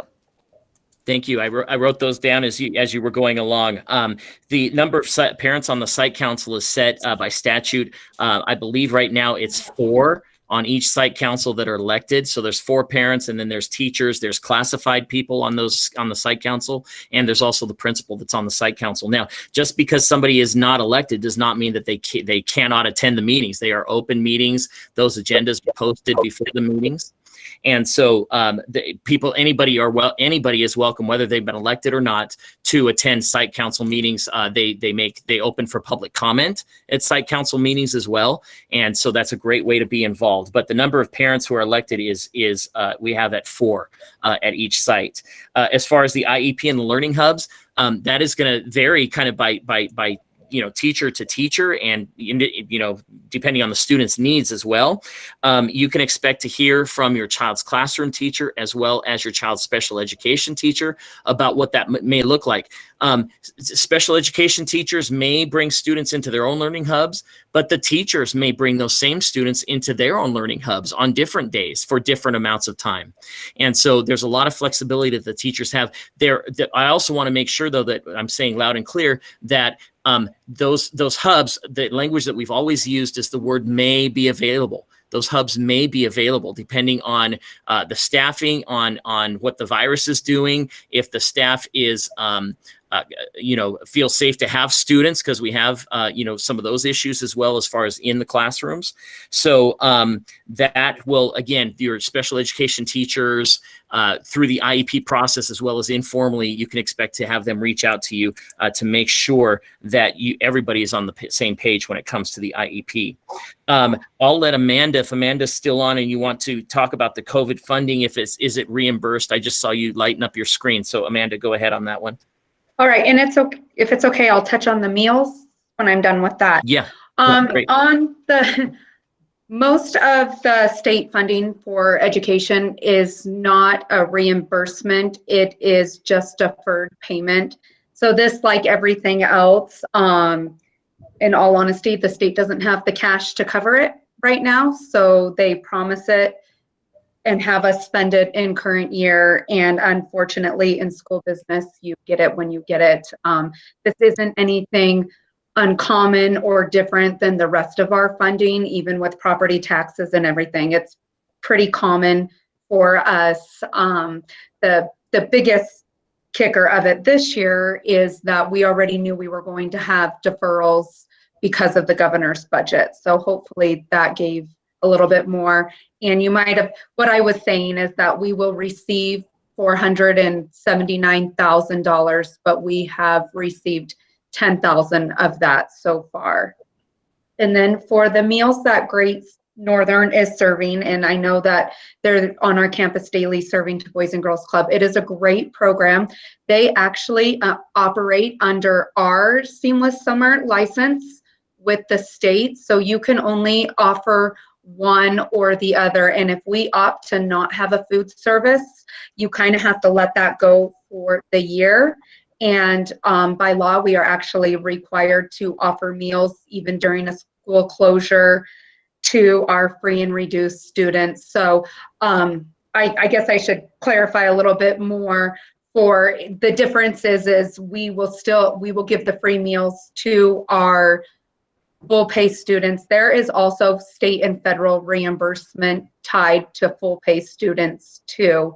So even though Great Northern has an amazing program, and we actually in spring when we did the free lunches, we partnered with Great Northern and so did Boys and Girls Club, and we helped them.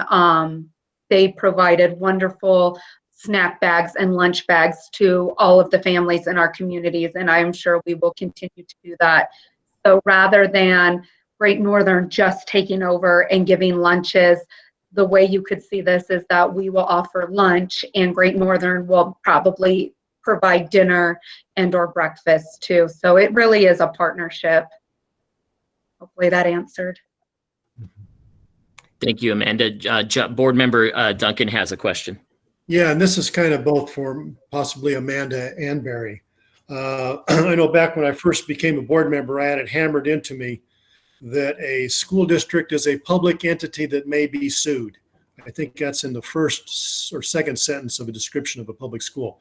So it brings my question up. How would our liability differ between hubs and a hybrid?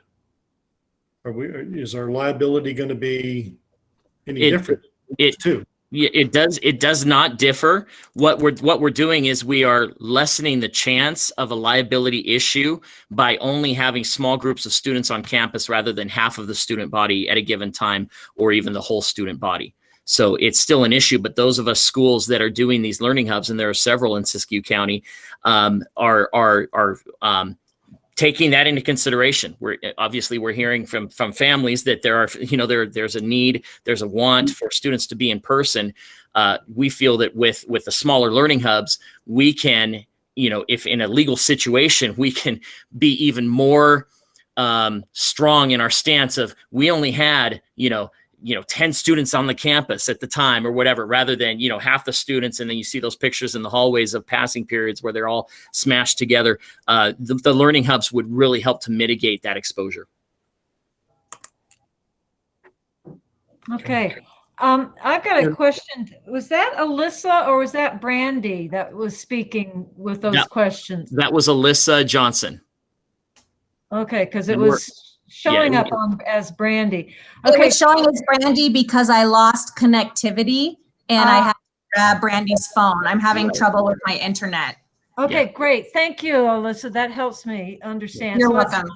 And then to clarify as well, I wanted to make a clarification on my site council's comment. I have 4 parents on my site council at MSE. Sisson has a few more students. And so, Kale, I know you're on this. Do you have 4 parents or do you have six parents on your site council elected? At Sisson, we have 5 parents and that are elected and 5 certificated staff classified members. Gotcha. So a total of 10. Gotcha. Thank you. Okay, so now moving on to John's got his hand up. Yeah, just another quick question. Would if our employees became ill, would our workman's comp, with the COVID-19 situation, where workman's comp cover that? Yes, that would go to workman's comp, correct. Okay, thank you very much.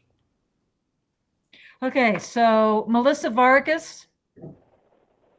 Hi, thank you. Can you hear me okay?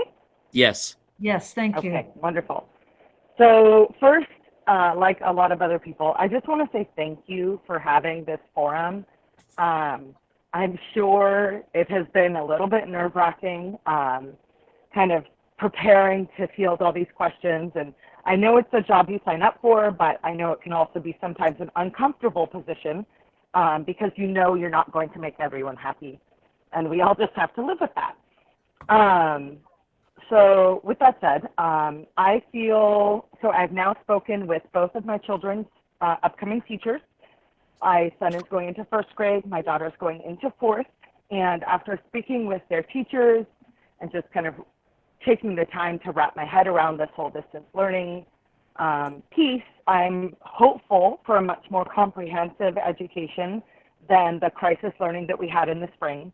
Understandably, the focus there was on the basics and make sure the students were getting, the math and the reading, at least in the lower grade levels, as kind of the key focus.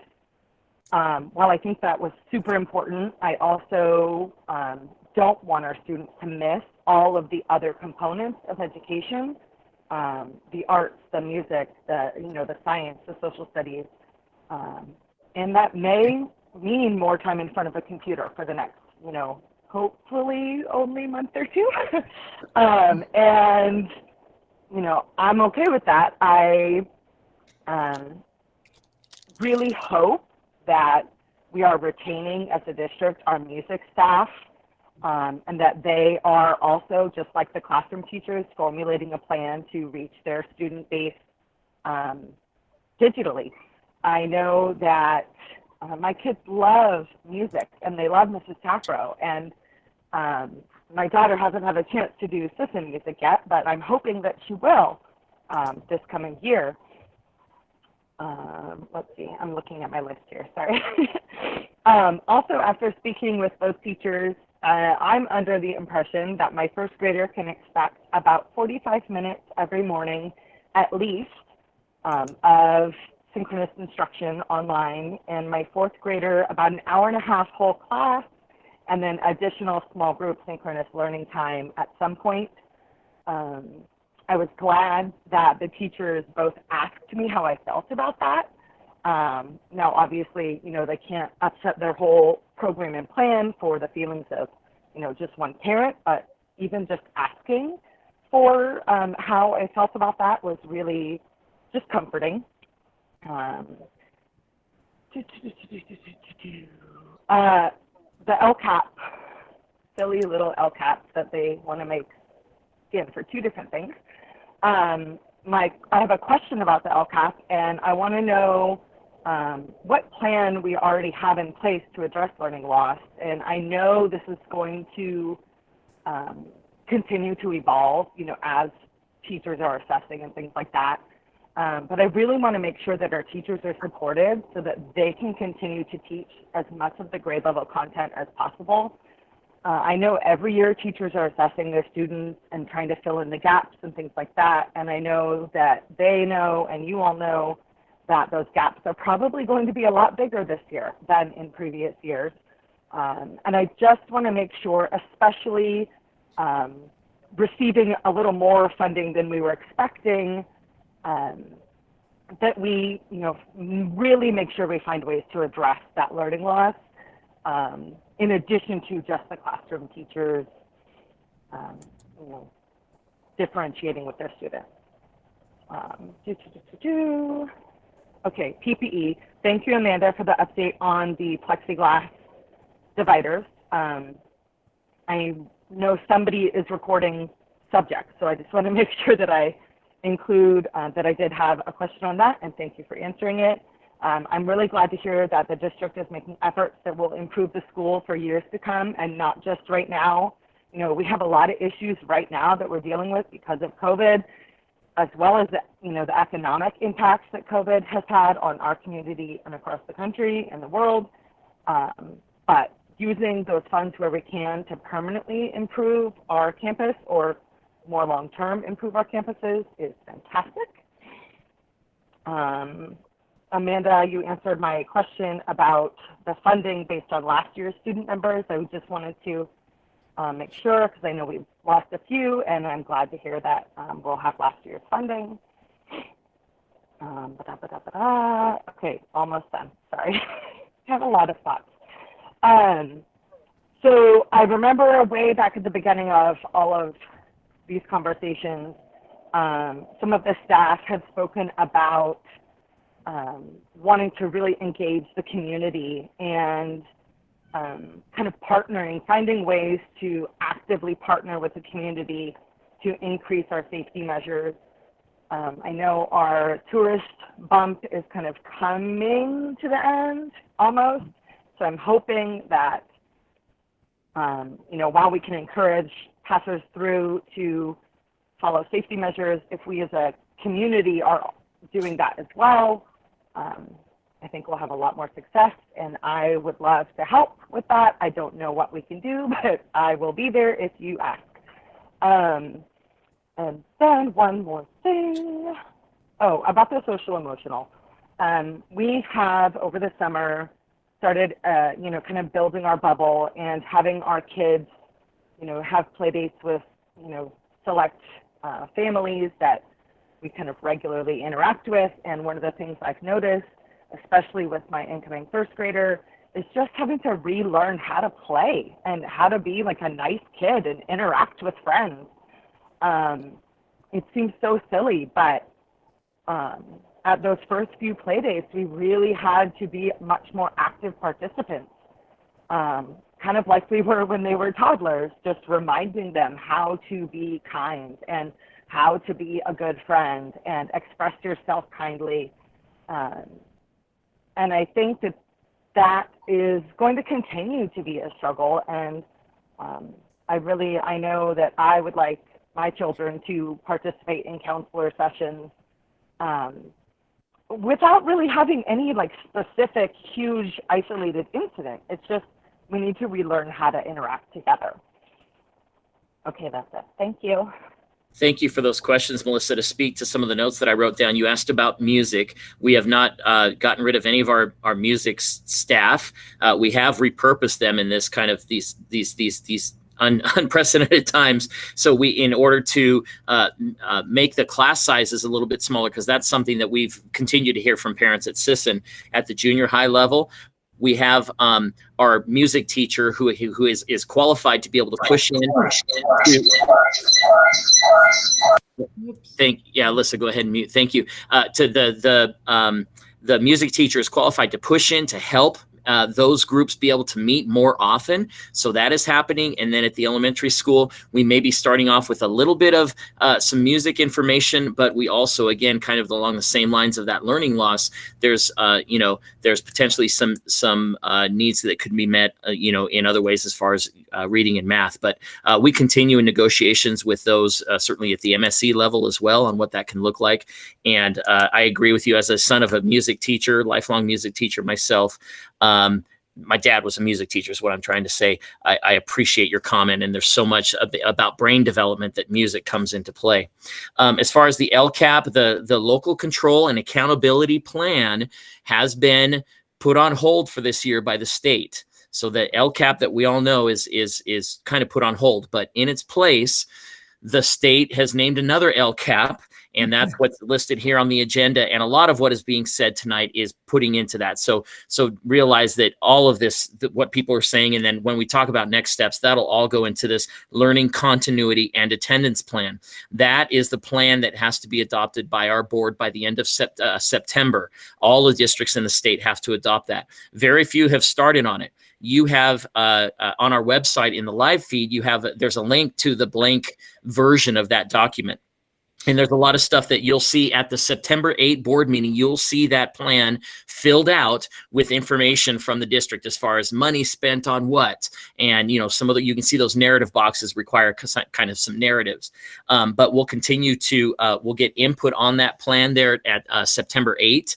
And then you'll have until September 22 to chew on that and to reach out to board members about your thoughts for that plan for when it's adopted on September 22.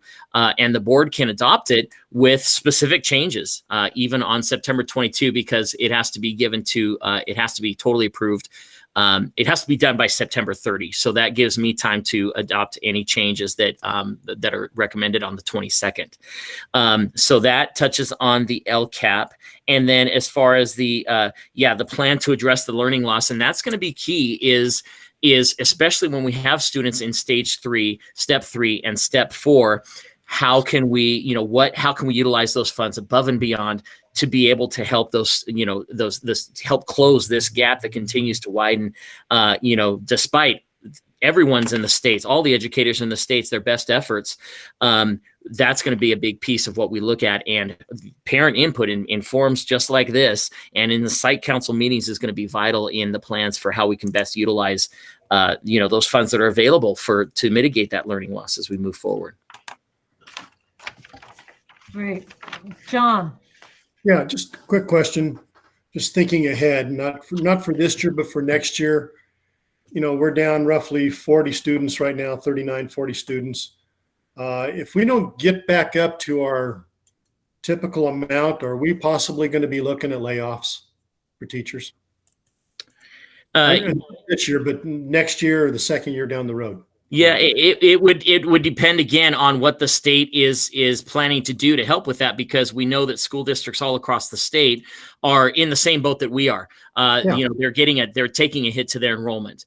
And so even though we're being, paid this year on last year's attendance, we know schools all across the state are going to be looking at potentially lower enrollment, but that with a lot of students potentially coming back. So we're going to be watching very closely at the state level to see if there are any funds, if there are any issues that, can arise as far as state funding or even federal funding to help, offset that issue. Obviously, as enrollment drops, staffing drops.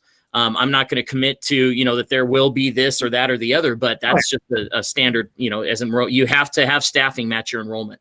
Yeah, I just wouldn't want it to come as a surprise to community or staff if our numbers are way down, that there might have to, unfortunately, be something as layoffs. So that was just my question. Thank you. Thank you, John. Tracy Burns. Hi, I am a parent of a kiddo going into second grade. And just two questions here. How can you hold a student to a standard to fulfill the academic level when you have 2 full-time parents that are unable to give the amount of time to learn for the student? And how is the new testing going to happen to see where the student falls to go to the next grade? Yeah, and like other parents alluded, that the whole how do working families rise to this occasion and provide that possibility? That's a tough question. As I have said before, we are partnering with Boys and Girls Club.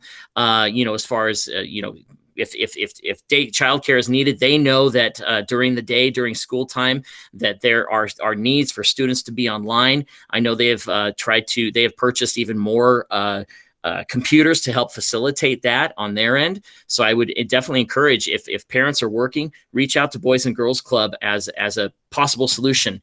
It may not work for your particular family, but that is something that, again, we've partnered with, to try to help that. And then as far as assessing the students, that, again, the best person to answer that specific question for your grade level is your grade level teachers. We are going to continue to take into account the effects of the virus on student grades and on student learning. And so what we don't want to see is, a bunch of learning loss and then, oh, I'm sorry, your child can't, go on to the next grade. We have students all across the country who are being impacted by this. And to simply hold back everybody and go, well, that is going to be an issue. And what we've seen in best practice and research is showing us, we're hearing from the Silicon Valley Math Initiative, for instance, has put this out, where the focus needs to continue to be on grade level standards. So the expectation is, as your child is in second grade now, they're into next year, they're going to be exposed to third grade standards. And then the teachers will continue to work to find those, even potentially in the moment of, okay, in order to understand this third grade standard, these second grade standards kind of need to be in place. And so the teacher in that moment can go back and review and kind of go, okay, buttress some of that second grade learning. But that, as far as moving from grade to grade, you have a whole country of individuals who are facing that same situation. Thank you, Tracy. Stacia? Hi, I just wanted, it's been a while, but I wanted to address some of parent concerns.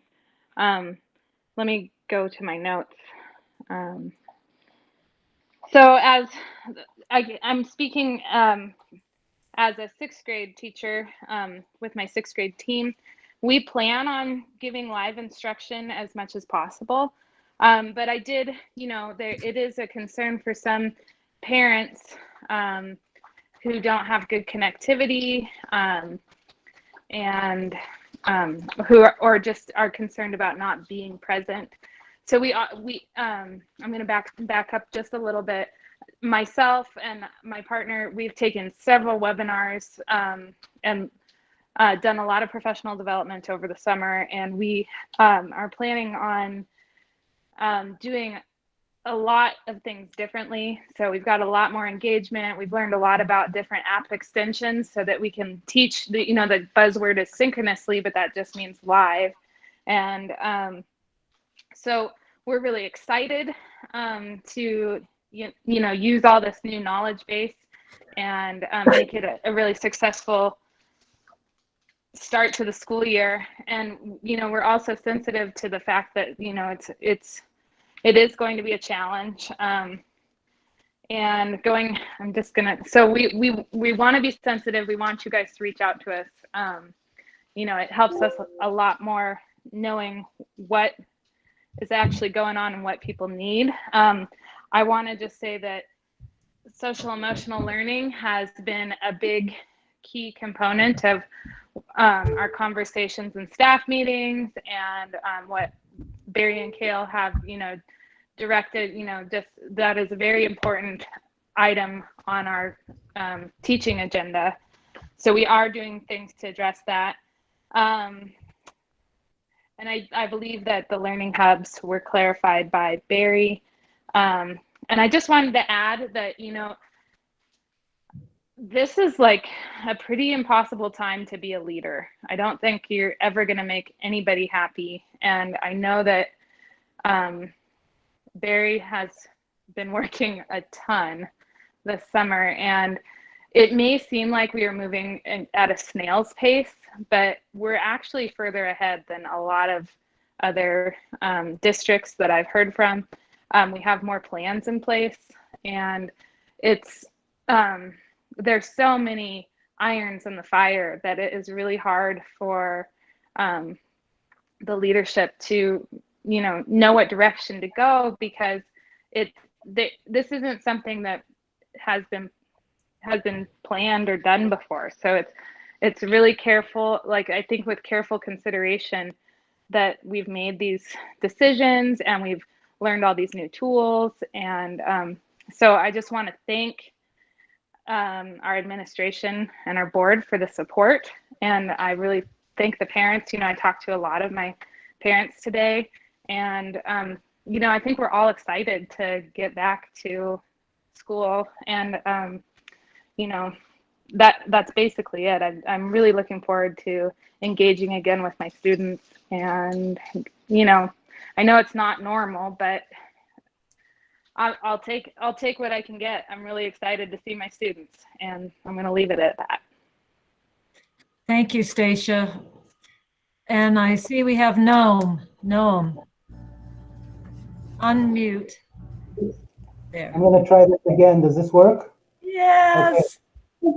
All right. Well, thanks to Chris. He helped me out. I just thought listening to all this, I think I can support a little bit with some clarity.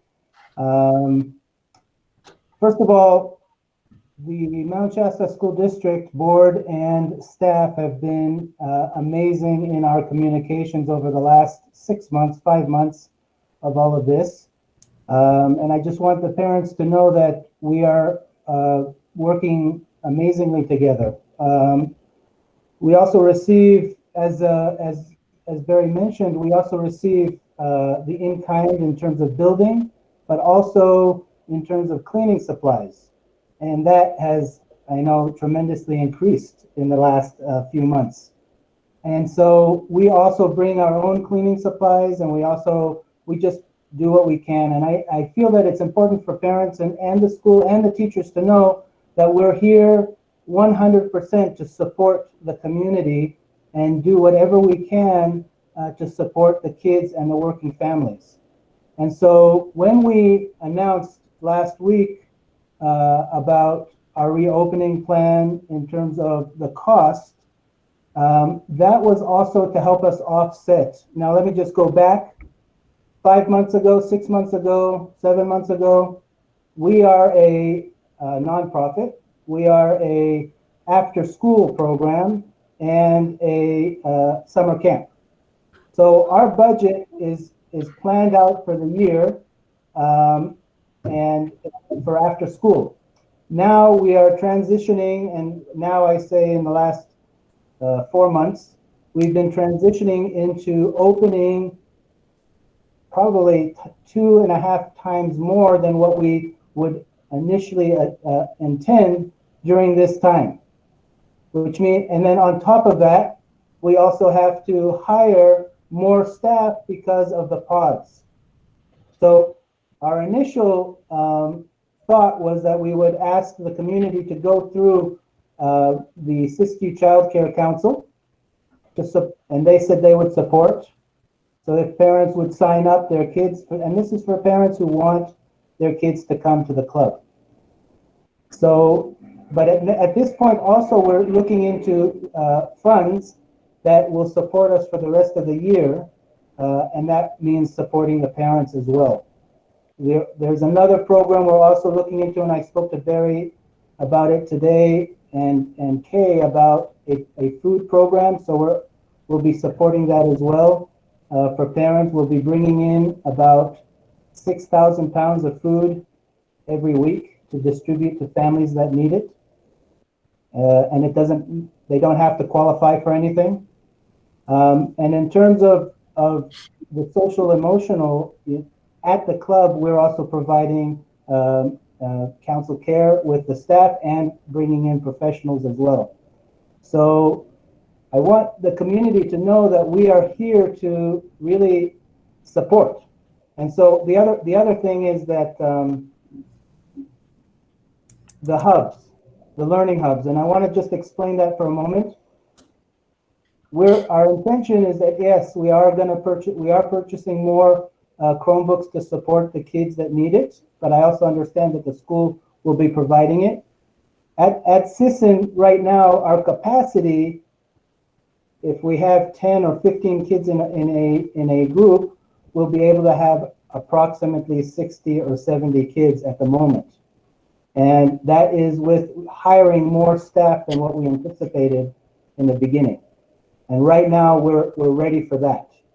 But we're not getting any signups also because I think parents are concerned about the $100. But under the $100, it says we won't turn anybody away for a lack of ability to pay no matter what. And so on our website, we have the Siskiyou Child Care Council application, but also underneath that, we have our own application and anybody can get it. It doesn't mean that you won't qualify. I get a lot of parents calling me and saying, well, I'm not going to qualify. The qualification is you ask for it and you get it. That's it. Okay? So I want to make that clear. It's recorded. I think 100 people can hear it. If you ask for it, you'll get it. So just call us or go online, and if you want to register your kids, you can. Yeah, John, you have a question? Yeah, since I've been asking a lot about liability stuff tonight, and this is probably actually a question for. Hang on just a second, Trustee Duncan. Noam, go ahead and mute yourself, and we'll be able to hear John's question better, I think. Go ahead, John. Okay, I've asked a lot of liability stuff tonight, and I just was thinking about this. With our relationship with the Boys and Girls Club, if there was, and there again, this question is probably actually should be directed to our legal counsel. I don't really expect either of you guys to be able to truly answer this, but it's just a question to pose. If there was a COVID case, say through the Boys and Girls Club, could our school district at all be held liable, being with our association with each other? And there again, that's probably actually a question we would need to ask our legal counsel. I've noted that, John. Thank you.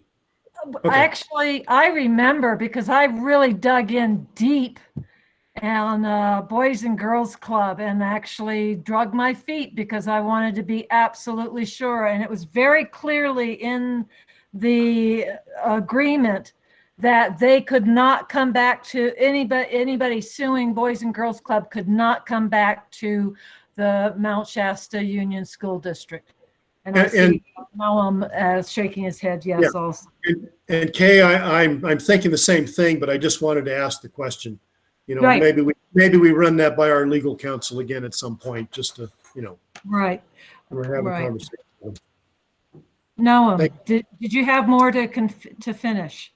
Well, I just wanted to, if it's possible now or not, if parents want to ask me a question, the other piece to that I didn't finish is we are going to synchronize our learning with, so we're going to have the 4 hours in the morning or whatever hours of the day that the students need are going to do their distance learning. We're going to synchronize our staff and our timing with the different age groups that are going to be in the different learning pods. So does that make sense?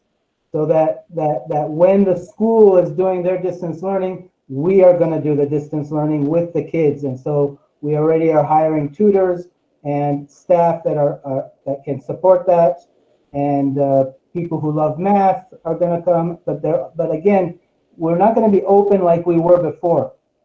Just to make it clear, we can't just have anybody walk in the door and come in and volunteer. They're going to have to go through a special screening, an additional screening to double and triple check that they're not bringing in anything that like COVID. So, but in terms of us, if we do have a case, then that's why we have the pods, and that's why we will shut down that, and we'll do it according to the CDC guidelines.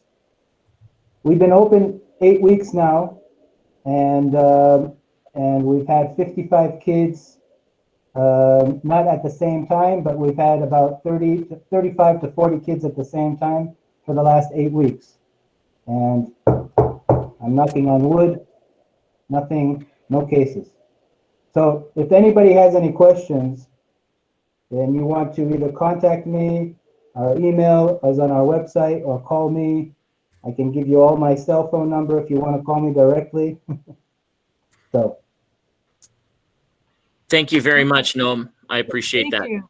Really, really do appreciate that. It's important for parents to realize all they have to do is ask. Come to you and ask. Okay, moving on. I appreciate Chloe you Kirby. trying again. Noam, I mean, it's Coley. Chloe Kirby. Thank you, Barry. Can everyone hear me okay? Yes, thank you. I also made a list as time has gone on, so I'll try to make it as brief as possible. As far as lunches go, being a part of the free lunch program for my family, I have 5 students. You can understand how overwhelmed I feel about everything with 5 students. But are we picking up lunch every other day for the kids, or is it going to be delivered at certain point? Like, how are we doing lunches? And is it all cold in a bag again, or how is that going to work? The other question I have is, a lot of them have been answered, which I'm grateful for. But it has to do with accepting a bid on the air conditioning ventilation systems that you have a plan for already. When you do accept that bid, when will the work start on applying those in, or implementing them into the school so they're ready to go? And will that work cause a delay in moving to step 3 at all? Also, with in consideration of step 3, knowing that you have air filters coming, but they're not at the school yet, is that all that is holding up the review of moving to step 3 at this point, especially since you are partnering or you're in a partnership with Boys and Girls Club at Sisson?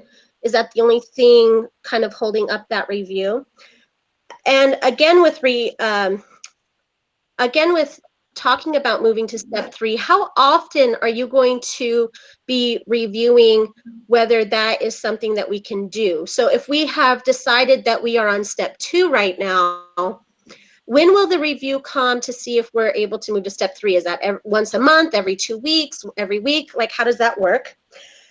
And also, I'm concerned about kindergartners, and well, of course I'm concerned about all of my students and their social emotional. It has really come out, and it has affected my children. They think that they're okay, and then the next minute my preteens are having a full meltdown because they have a lot of anxiety about going back online and sitting at my dining room table or in various places of my house, feeling isolated, missing their friends, feeling shy about even seeing their friends on the computer in a computer setting. I feel like they're almost losing self-esteem in a lot of ways. But especially for kindergartners, knowing that the major point of kindergarten is not just academic, but their social emotional maturity in order to move on to first grade. How are those things going to be implemented if we end up being online for months? The other thing is that, I'm sorry, I have a long list. I apologize. With the Boys and Girls Club, is that something that you would consider holding us back on reopening if something happened in the Boys and Girls Club, such as a positive case happened there, or are you only looking at your own personal hubs that are on school property in your own campus? Also, how many people are in a hub for your campuses? I didn't hear that number. Like, is it just 5? Is that a maximum? Do you have a maximum for learning hubs for step 2?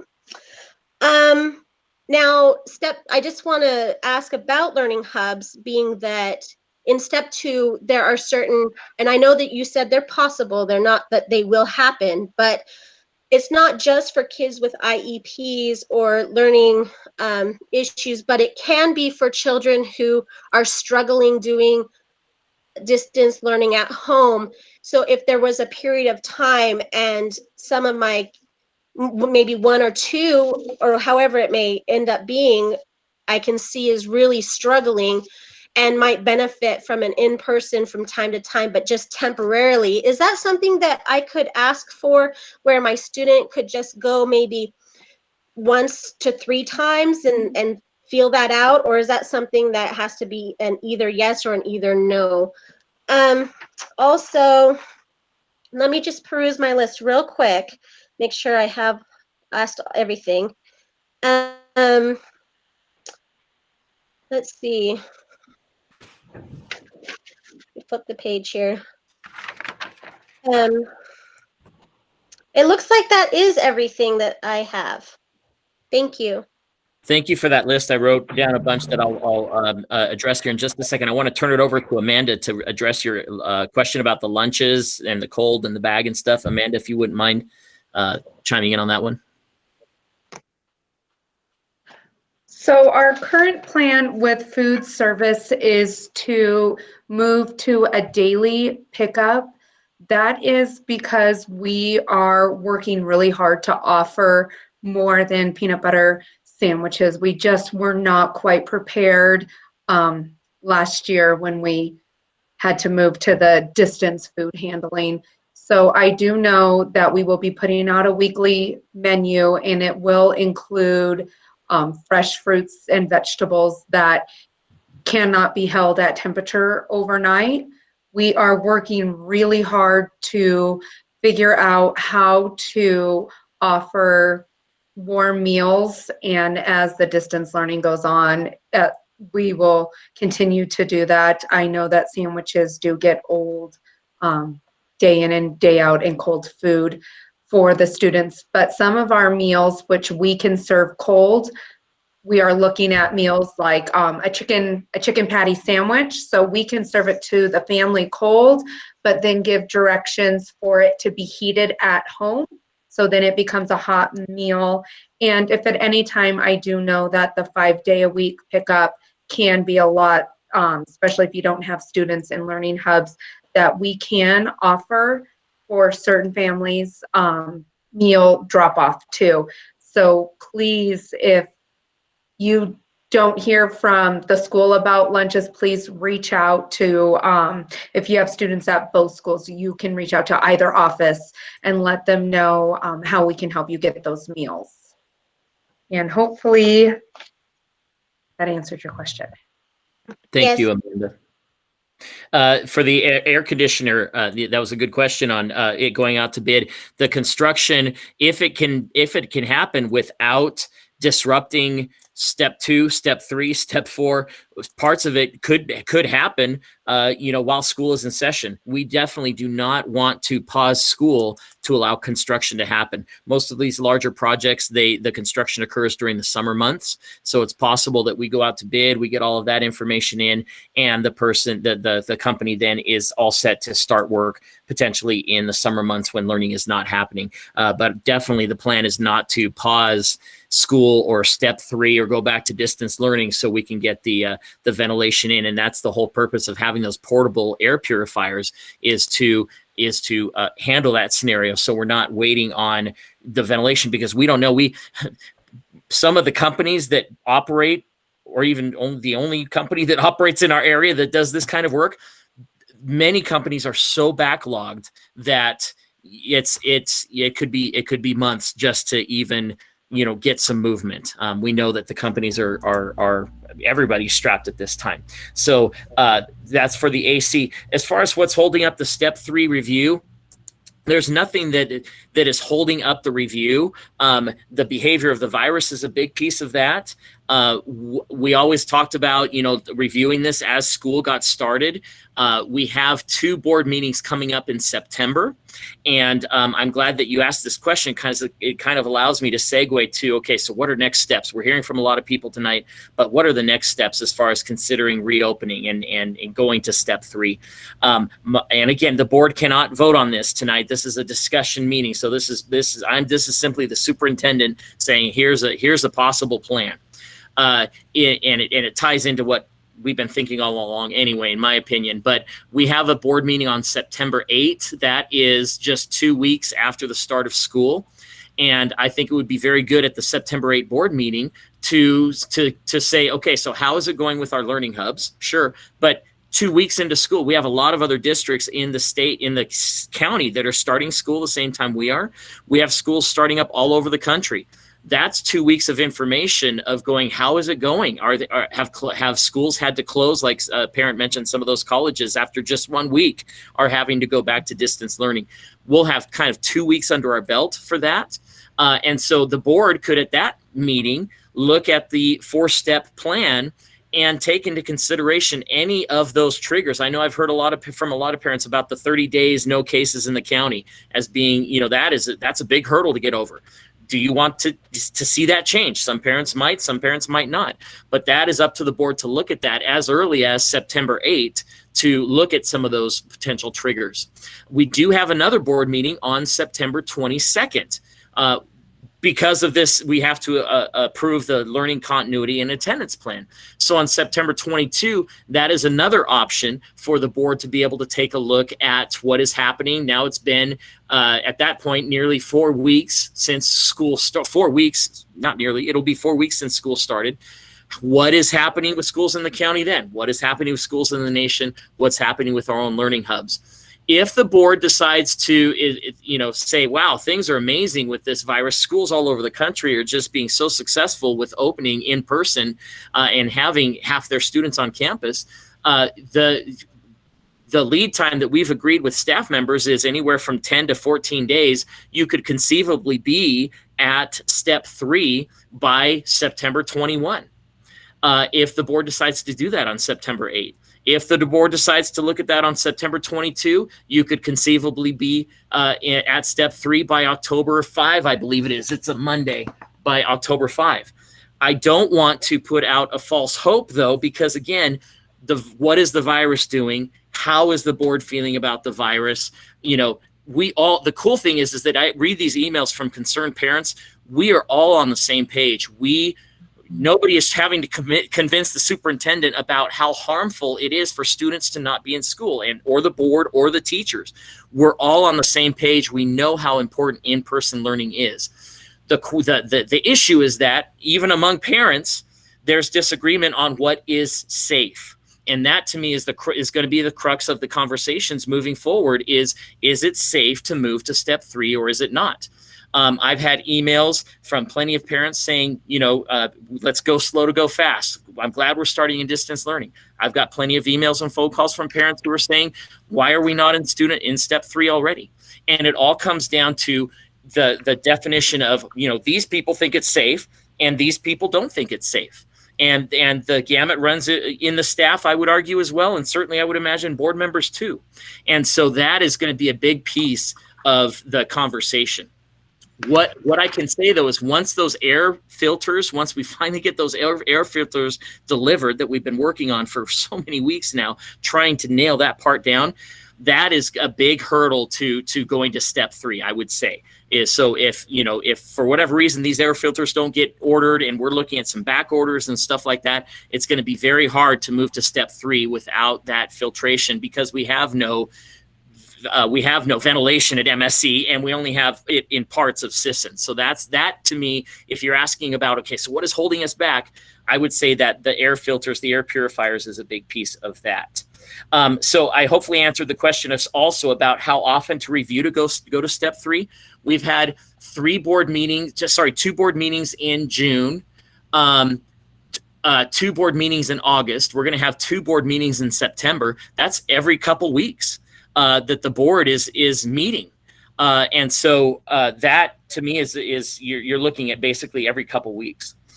For the question on kindergarten and social emotional learning, check with your child's teacher. I will talk to the kindergarten teachers as well. They have much more expertise around that, and I'm not going to ask to put them on the spot, even if they are on the call tonight for that. But like Stacia said, the teachers have been working all summer on this social emotional learning piece, and Kale, the principal at Sisson, and myself have been very active in our conversations with staff about the importance of social emotional learning in all of this. And our kindergarten teachers are experts. They're so good at understanding kids learn through play, all of that stuff. And so please reach out to your teacher on that piece, and I'll continue to work with them. As far as Boys and Girls Club holding things up, if there's an outbreak, if they're working with us on our site at the same time, and there happens to be a student who is COVID positive in one of their hubs, that will definitely be a topic of consideration for us because they do share the Sisson's campus. And so that, it's going to be on a case-by-case basis, but it'll depend on how isolated that one student or that one Boys and Girls Club staff member has been. If they haven't had any contact with any of our students or any of our faculty, that's going to be huge. And that's what Boys and Girls Club is. That's the whole point of these smaller hubs. We're going to work very hard to make sure that people are isolated. So when it does come to contact tracing, it can be very easy for those contact tracers to do their job. You asked about how many in a learning hub. That's going to vary by grade level, and it's going to vary by teachers as well. We're not going to have 10 kids in a learning hub. There may be 1 or 2. There may be 3 or 4. It's going to depend by teacher, and it's going to depend by grade level as well. So there's no hard and fast, maximum or minimum on those. And certainly you mentioned with distance learning, yes, if students that are struggling, and that's going to be part of our student re-engagement plan that I talked about at the beginning of the meeting, where if students become disengaged after 3 days, what is part of that plan? In-person learning hubs can be part of that that piece as well. So definitely you can reach out to your teacher. You can ask, hey, how about a learning hub? And it may not be that teacher that can meet your needs, but maybe it's a Title I teacher. It could be a special education teacher. There could be other teachers that can step in to meet that as well. So please definitely communicate with the teachers on that. And that takes me to the bottom of those questions. Thank you. Very complete answer. I see Alyssa Johnson is next. Alyssa? Yeah, thank you. Can you hear me? Yes. All right, thank you. So first, thank you, Barry. Honestly, my heart breaks for you. It really does. You are in a really incredible position, and I feel for you, and I think of you every day. And I want to thank the teachers and the board for actually having this conversation. I was a little concerned because I saw that we had to follow an agenda, and I had hoped it would be more of a conversation because I know we're not taking any action tonight, and you guys have been very responsive, and I appreciate that. Here are my comments. So we know that the coronavirus is not going away. So how can we work together to plan for that and expect that we are going to have positive cases in our school? Viruses just don't disappear off the face of the earth. And we know that this is something that we're dealing with for, I don't know how long. So how can we plan for that? All I want is a voice at the table, options for parents and teachers, and a modification to your reopening plan. I asked the question, how can you as a board disagree with that? That's not asking for anything outlandish. How do we change the reopening plan? What is your process to change that? Do you need help from your parents? Do we need to form, I don't think it needs an ad hoc committee. I mean, this could be a site council thing if we have more people involved, but how can we help you change that plan working with our teachers and parents? And finally, you are really concerned about not opening school to keep kids apart to control coronavirus. Yet we are being referred to an organization, Boys and Girls Club, that brings kids together at the same location that we would meet at for school. Can you speak to that? And please tell me how you reconcile the difference. I think you see where I'm going here. Thank you. Thank you. And I wrote down your first question in my longer term notes about how can we plan to work with the virus. That's going to be the continued conversation. Absolutely.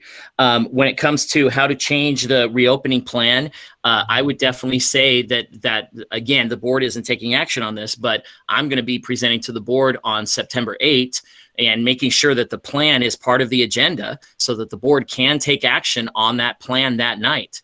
And so reaching out to your board members with your opinions, many of you already have, is going to be vital as well. And that's literally just over about 2.5 weeks away. And so that is an opportunity. There'll be another opportunity to change the plan on September 22. And I know that we have site council meetings in September as well. And so that would be another opportunity. So there's 3 opportunities in September alone to, talk about, changing the plan and what that could look like. So that's kind of the answers the question on how to change it. That's just in September. And then, of course, moving forward in October, every board meeting, it'll be a topic of discussion. I'll make sure the board has the ability to make changes to that plan at any of those board meetings. And then, yeah, the question about Boys and Girls Club in the same location, that is I reconcile that by going back to where this virus initially hit. There were schools that were closed all over the state. They were totally closed. And yet the state said, if you can have childcare opportunities located at your school site, work with those groups to have that happen. And those questions were asked at that time of those larger school districts that had daycare programs set up on their school sites. And the answer to that is again, and I think Noam would concur, Boys and Girls Club is not school. And there's a lot of different dynamics that relate into that, as far as, having students there, engaged in distance learning, or simply being in Boys and Girls Club, as opposed to being in an organized learning environment. And so taking those differences into consideration, is kind of how you stand on that. But when this virus first hit, that was the state's assumption, was that, you can't have school. The schools are closed, but we can help to try to provide daycare even at those same locations. Noam, would you like to answer? Thank you, Barry. I'd like to respond to your response. Yeah. I don't think that Boys and Girls Club is providing daycare. They're actually going to be helping our kids learn, and they're going to be overseeing distance learning. So again, I'm asking, I know what's happening in other areas, but I want an answer. And Barry, I appreciate your answer, but I'd also like to hear our board's position. I'd like to hear from each one of them. You've spoken a lot tonight, and I quite honestly love you. I would like to hear from our board. We've been told not to, don't worry. We know you're concerned about childcare. The Boys and Girls Club, they're going to step up, and they are. But let's be real. The Boys and Girls Club has a capacity, because they also have to follow, they want to be safe. They've had no cases, and they have to have hubs, and they have to hire staff and people to clean the bathroom and all these kinds of things. So, and money. So this question is to the board, not to Barry. Well, you're concerned about not opening school to keep kids apart, to contain the virus, but you've referred your parents for help to an organization that brings our kids together in a similar way that we would in school. We would like a hybrid model. And how do you, at the same location, by the way, how do our board members respond to that? That's my question. Thank you. Before I open it up to the board, I actually am going to open it up to Noam. Could you mute, Melissa? Oh. Thank you. So before I open up to Noam, I do want to the board, I want to open it up to Noam. But before I do that, I just want to say that Boys and Girls Club will be acting as parents in loci rather than as teachers. Noam, you can speak to her issues more completely. Well, Alyssa, thank you for that distinction. I asked the question to the board, not Noam. Oh, well, I'm Alyssa. I am going to be asking Noam to speak right now, and before I take it to the board. Thank you. Noam? So Alyssa, thank you. Alyssa, I want to just thank you for the distinction between us being a child care service and something else. That is actually true. We're a lot of people think that we are babysitters, but we actually offer a great deal more than just babysitting. But in terms of your question, I just want to say something about what the governors of when the corona hit and the schools shut down. All of the governors across the country actually turned to Boys and Girls Club to ask them to stay open for essential workers or for the need of the community. So that is why we actually can open also legally inside the school. That's one of the reasons where that's happening. But I think we'll with John's comment before, we'll check on that in more detail. But I think that's all I have to say about that piece. I think that's something that the school, there's other considerations also in terms of quantity. And if we take the example of the younger kids versus the older kids versus the teenagers, there is a piece to this puzzle of how the kids either wear their masks or don't wear their masks, how they wear it at school, or at the club, or outside. But everything that we're doing is to prevent the spread, but it doesn't guarantee anything. We're just doing everything we can to prevent. I don't know if that helps, but I think that's all I can add to that.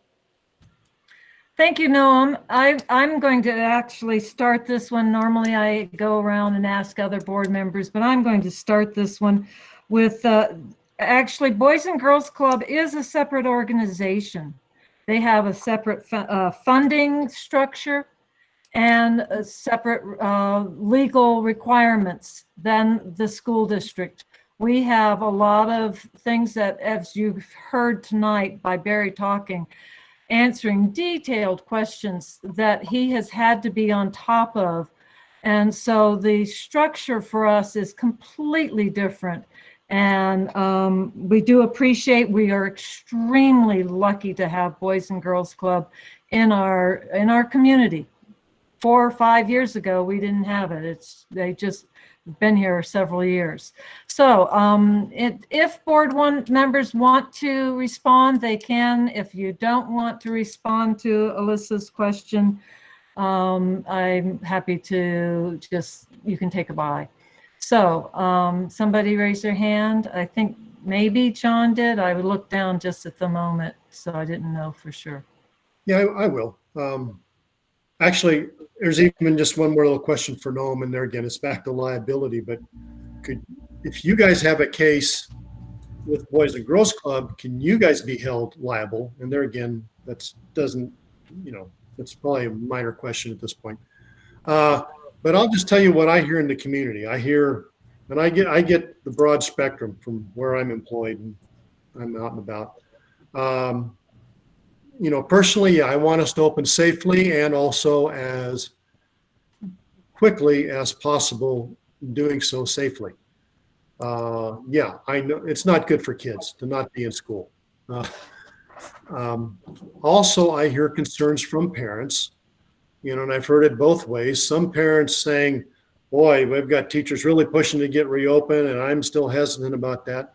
Conversely, I hear some parents say that, you know what, the teachers are really dragging this down. We would be opening sooner if they were willing to, and that they feel that that they have influenced the superintendent's decision. So there again, I hear it, both ends of the spectrum. And at least I'm hearing from parents that are concerned. They may have different ideas, but yet, all are concerned, and that's good to hear. They're all involved. Yeah, it would be great if we could be opening sooner, safely, as possible. There's risk every day when you go to school. It isn't just COVID-19. You ride the bus, there's a risk. You walk to school, there's a risk. That's part of life. But hopefully we can get through this as like I say, as soon and safely as possible. Okay, thank you, John. If you could mute yours, and then anybody else? No. Nancy. Well, Alyssa, I'm a little bit unclear of your actual question to each of us. I would like to say that, and so I'll just take a chance to make a comment. I think it's so I'm really appreciative of our relationship with the Boys and Girls Club. And I'm also very aware that it's a wholly different organization. It's private. It's not a public institution. It doesn't have state mandates. And it is completely rising to the occasion to do its part. And for that, I'm grateful. And we have as a mission as a board to try to always be linking parents and up with community resources. And we do it in as many ways as we know how. And this one felt really good to be talking a lot. But I agree, it is not the only answer, and it's not the answer for some parents. So for those of you who I don't know, I'm a parent. I'm a business owner. My job is to help small businesses right now. We run the farmers market. I have been in this position and I take it very seriously, and I don't take it lightly. And so I will stand by decisions that we collectively make as a board through due process. And I'm standing by this decision. And I love the increased communication. I've advocated for this. Barry's let you know that there's a board meeting on September 8th. We might want to plan, painful as sitting here this long has been, another one of these the week before, so that we're keeping communication flowing, because I don't know what percentage, but it's at least half of the problem. When we know things, we can start to understand where another decision has come from. So I'd like to say that, and I hope that you're hearing all the channels that we all can make these choices together. In this process, the board is entrusted with this decision in the district. So when you ask for a decision at the table, we need to look at all the pipelines, because your voices have come to this decision. And hopefully that's becoming more and more clear, but we have an oath we took and a responsibility. So I just want you to know I'm right there with you all.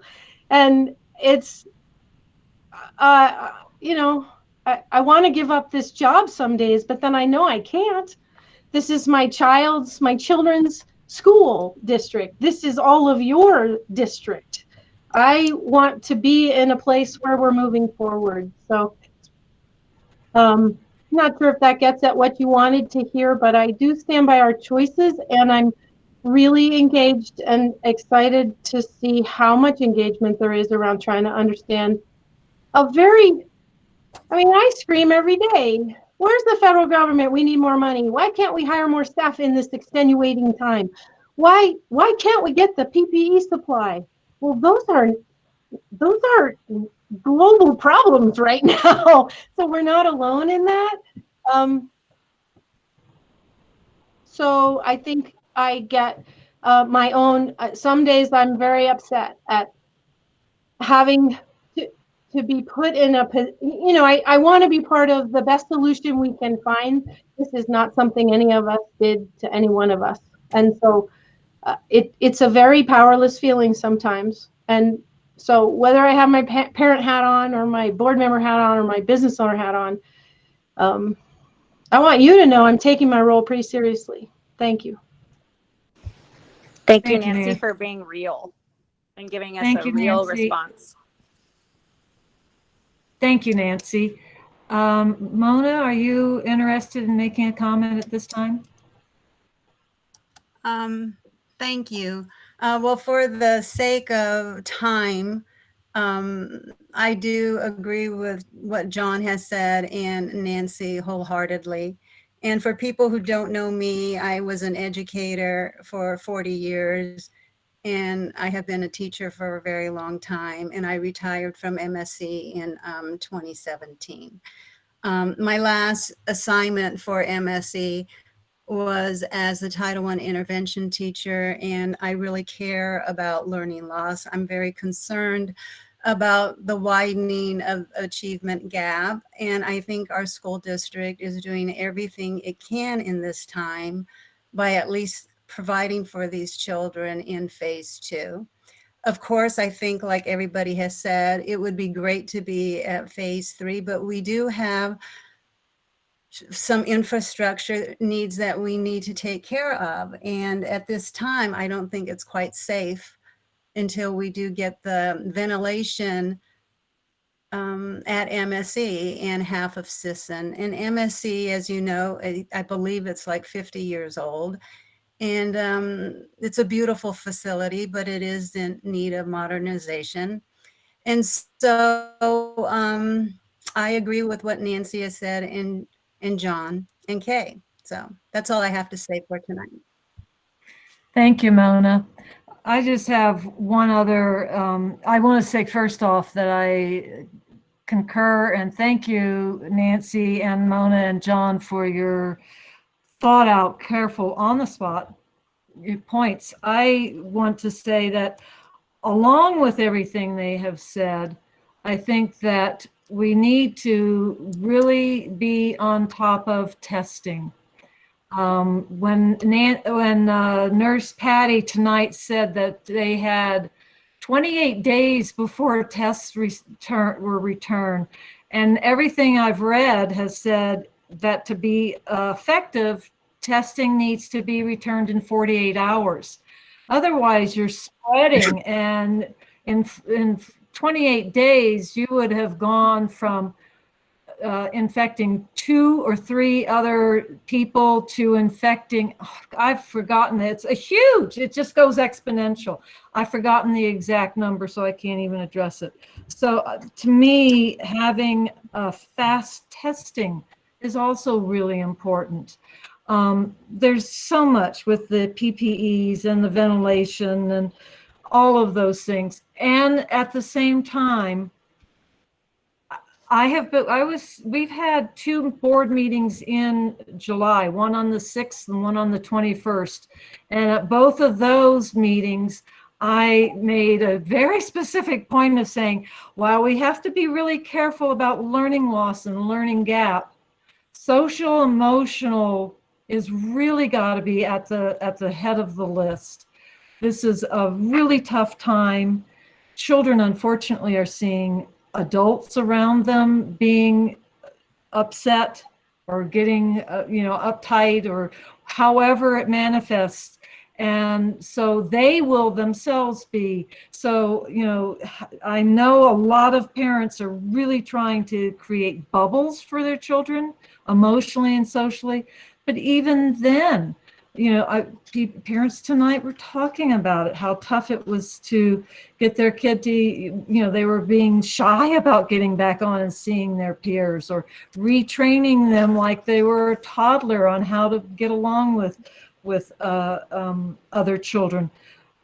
My heart just breaks for everybody, and it's particularly our children, because as a child, the main thing when they come to school is, what do you like best about school? Recess! They want to be with their friends. That's the whole purpose. Their whole drive is to learn how to socially interact.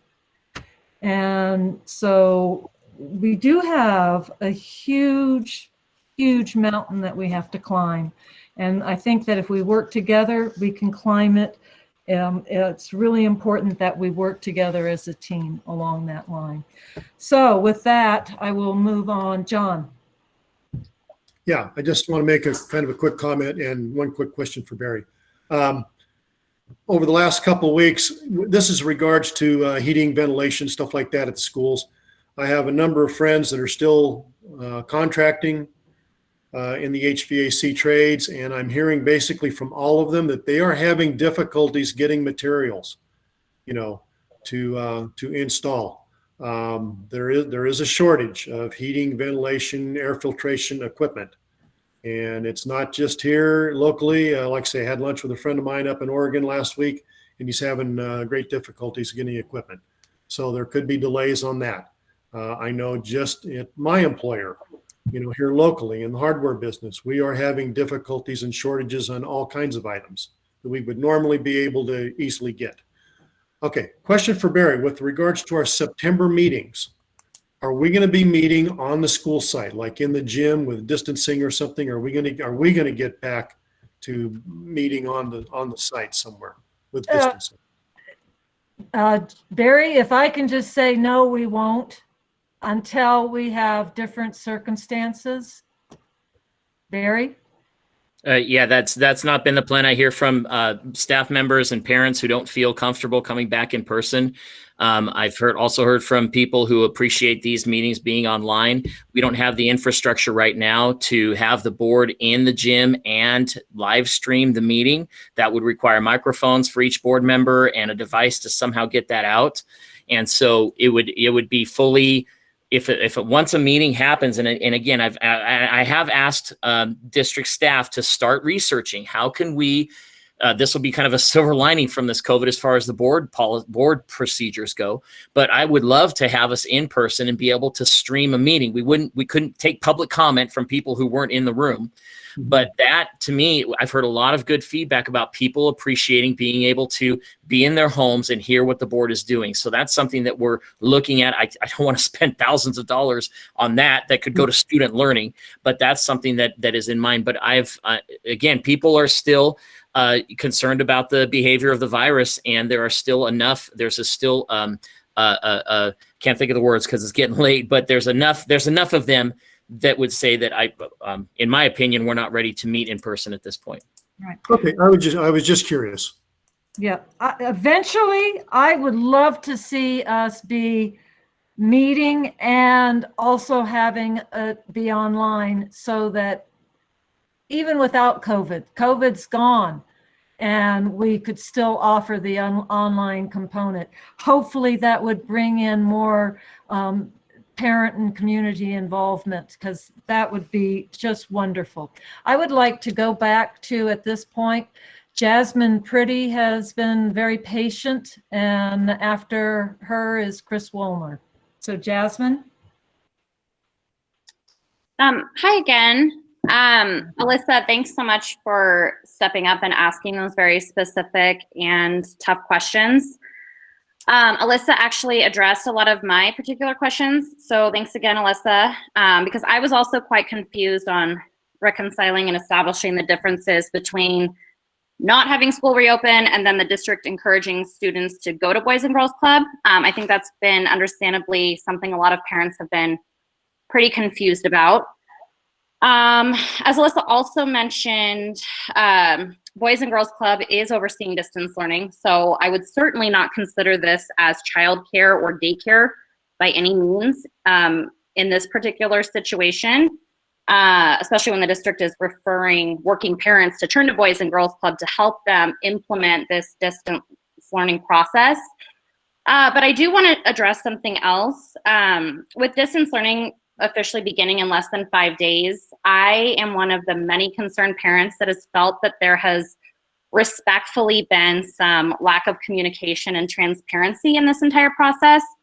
And while I fully appreciate, acknowledge, and recognize that there's so much for the district to navigate here, I do think it would have been very important for families to have a tangible plan in place that was articulated to families much sooner than a few days before school starts.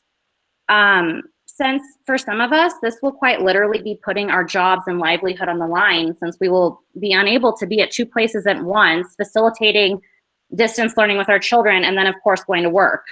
I personally have 5 children. 3 of them are of school age. The other 2 are toddlers. I have an incoming 1st grader, 4th grader, and 5th grader. Yesterday, I think I talked to 2 of my children's teachers. I still have not spoken to the 3rd teacher. And when I did speak to 2 of the 3 teachers, they both had entirely different and inconsistent ideas as to how this general plan for distance learning is supposed to look.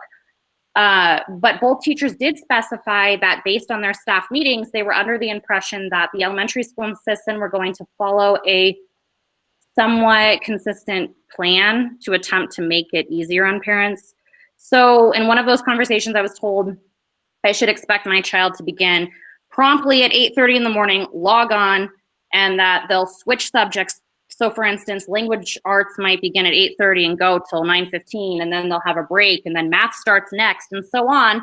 And then the other teacher told me that there was still no set time on when the students were supposed to be logged on as of now, but that the ultimate goal was it would be before 9:30 a.m. So I left those conversations feeling like there was just a huge lack of clarity on how this plan should expect to look. And I feel parents should really have an idea of that by now, given that this is starting in a few days. How are we supposed to make this work with our work schedules if we still don't even know when our kids are supposed to be logged on? So I guess my main questions here are, and I'm honestly kind of shocked that I'm the first one to address this question, but how are parents and families supposed to navigate their work schedules and lives with essentially 4 days until this plan is supposed to begin, when simultaneously receiving inconsistent information And how do you plan to specifically address this for families with multiple children at both the elementary school and at Sisson? Is there a set plan yet? And is this dependent on a teacher to teacher basis? Or is there going to be some type of continuity and consistency within this plan? And also, Noam, thank you so much for clarifying and answering a lot of the questions that I think many parents had pertaining to Boys and Girls Club. I do have 2 of my children registered for Boys and Girls Club, but if parents like myself are still not fully aware of this distance learning plan, and if children are supposed to be logged on at certain times and we still don't know when those specific times are, how is Boys and Girls Club supposed to know, and how are they going to possibly be expected to accommodate each child being logged on at the times they need to be logged on? I mean, I personally could barely handle logging on my own children onto 3 different meetings at different times in the spring. So how could Boys and Girls Club possibly be expected to implement this? Is this going to be a consistent thing between the 2 schools and all grade levels with both schools? And when are we going to know a specific plan to how this is going to work? Like a real specific, concrete, solid plan. Thanks for that question. I don't, all I could, I'll do the best I can to answer. We are doing the best that we can, the literally level best that we can. I hear you loud and clear on man, it would be nice to have a solid plan, faster, sooner, more, so that we can plan. We are doing the level best that we can. We have, I am meeting with MSE. Your point about MSE is exactly right. I'm meeting with the MSE teachers tomorrow to finalize what that kind of morning meeting plan would look like. The reason we haven't discussed it today is because I wanted teachers to prioritize reaching out to their families, to be able to listen to, like some of the other parents said, ask questions, get feedback, find out where parents are. When it comes to families with students who have families with multiple students in the family, that is something that we continue to talk about. We talk about siblings. We talk about plans across school sites. Like how are we going to deal with that? And I hear you loud and clear. You're not happy with the information that you have so far. I can tell you personally that we are doing the very best we can to get you as much information as we can, as soon as we can. We're not purposely holding back. We haven't been purposely, saying, you know what, we'll get the plan. Whatever, we'll kick it. We have been engaged in this since the spring, and we're doing our level best to get you these plans. Okay, go. Okay, can I jump in for a second, Cheryl? Can I respond really quickly to that, Barry? Yes, but and then it'll be Noam. I think he wanted to make a comment, but right. And go Cheryl, ahead. Very quick, Barry, thank you so much for that. I appreciate that. It's not that I am, and I think I speak for many parents. I know I do. It's not that I'm unhappy with the information I've been given. It's that I'm unhappy with the lack of transparency and clarity in this process when I am, I had to take all of next week off of work because I didn't know what was going on. I don't know when I'm going to be able to return to work because I still haven't been able to establish a plan. So my job is on the line.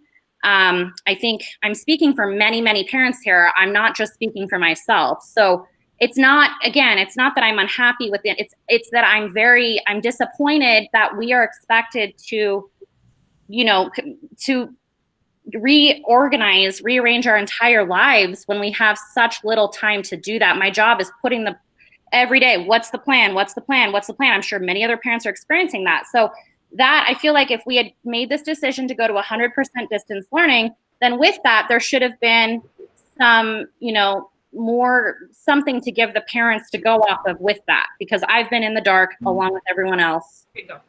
And it's been very Barry, can I jump in? No. Okay, hang on, Kay, just a second. Hang on, Kay.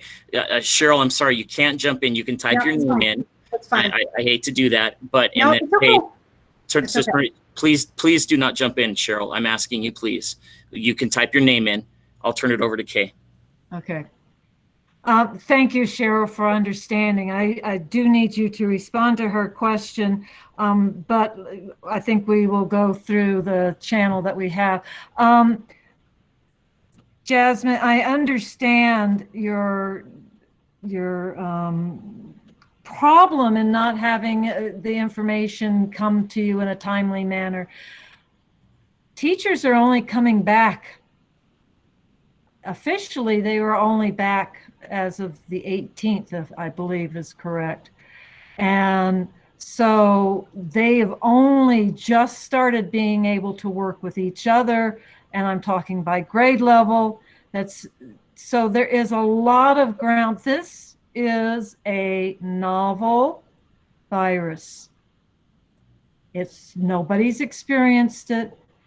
We are acting, this is an organization that has contracts in place as to when we start our school year, when teachers come back on duty, when the school starts, and what we do. And so Barry has been working, he didn't take his summer vacation at all. He's been working all through the whole summer. We had board meetings in July, which we never have board meetings in July. And so people have been working the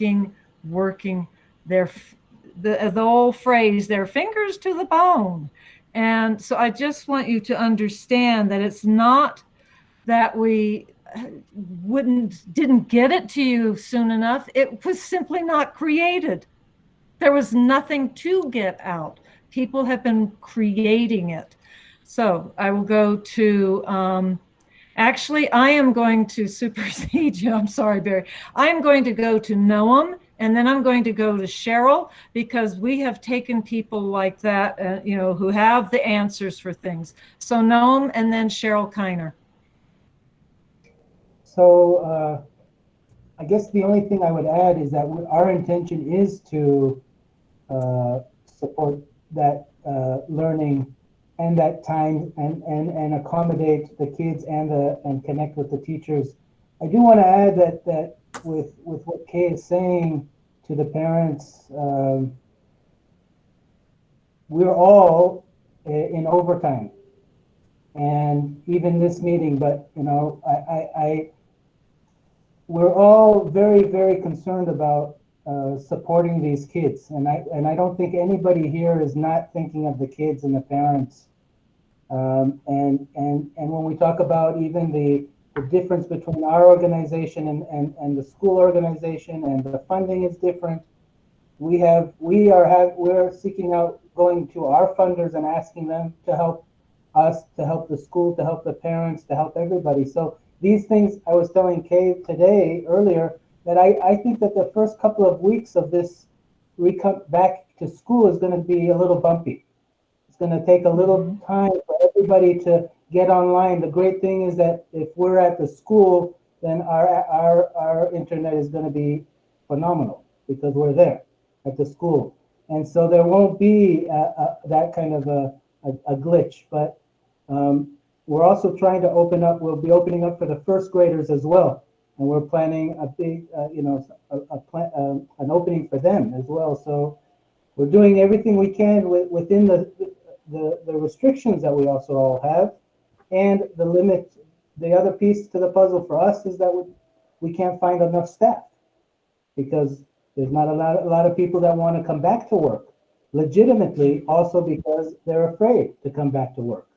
So and I think that's part of why I'll throw it out there, but I think that's part of it with the school and other organizations, that not everybody can come back to work if they want. So I'm just saying, Jasmine, I welcome you to call me tomorrow or tonight, and I would love to see how else we can support, because we just want to answer the need of the families and the parents to see how we can do it, and we'll do it. That's our commitment. It's going to take a little while, though. It's going to take a few weeks for us to all get on the same page, so to speak. Noam, thank you. We will all get on the same page. Cheryl. Cheryl Kiner? I'm coming. I'm sorry. I'm slow on the squeeze button. And thanks for letting me jump in, Barry. I know that that's not the protocol. However, I thought I could clarify what that question was earlier. As the bargaining unit President, with Kathy sitting next to me. So Jasmine, in response kind of to what some of the things you were asking is, as Kay has alluded to and said, the teachers just returned to their first day of work yesterday. So, however, most of our teachers, if not all, and you know this already, and we don't need to say this and repeat this, have done multiple levels of work throughout the summer, as has Barry, as has Amanda, as has the board. It is a work in concert with one another. It is not perfect. Can it be modified? Potentially, yes. But we hear, I personally hear what the parents are saying, as does our superintendent, as does our board, as do our teachers. And we are here to support you in the safest way we possibly can, as quickly as we possibly can. So please believe that we are united in that front to deliver education to your student the way, or students, the way we used to. We are committed to that. Please, please, please believe that. Thank you, Cheryl. I appreciate that.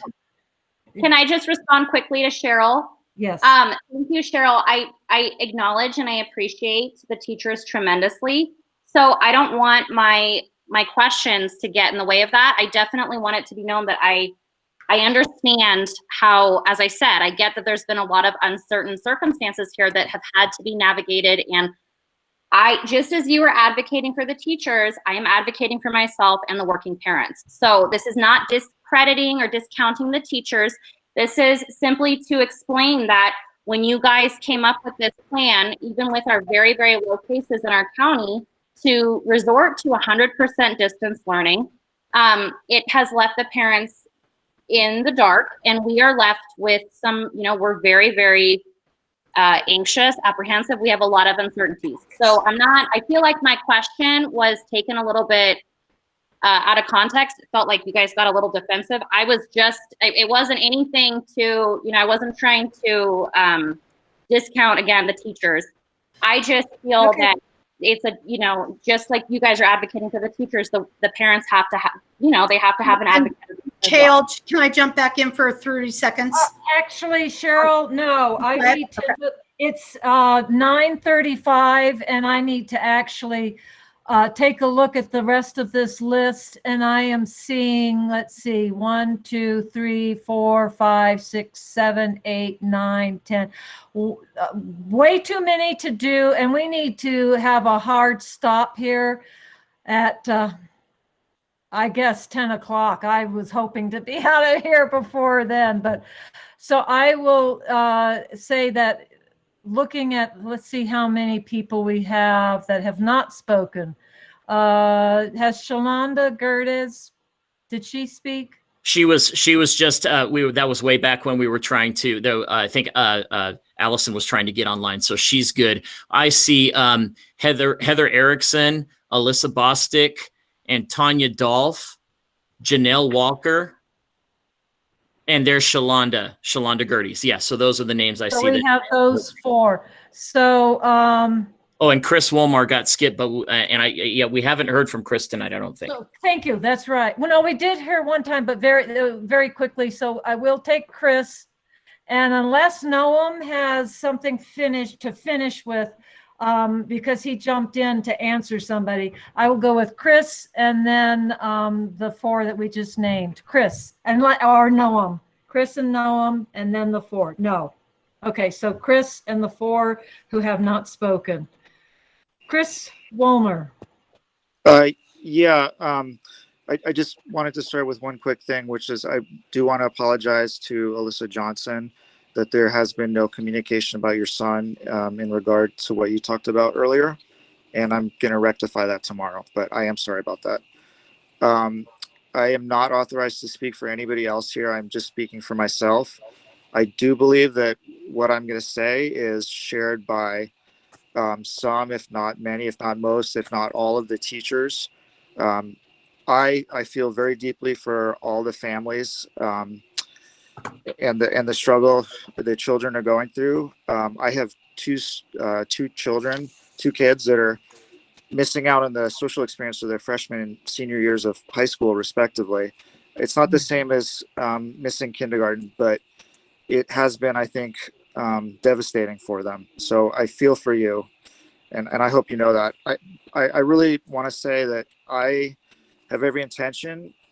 I'm going to change that. I will bend over backwards to accommodate and support all the families in my classroom and all the families at the school in any way that I can through every stage that we go through this reopening. And I really want the families to know that that is the vibe that I feel as I've gone around both campuses, and through every staff member that I've talked to.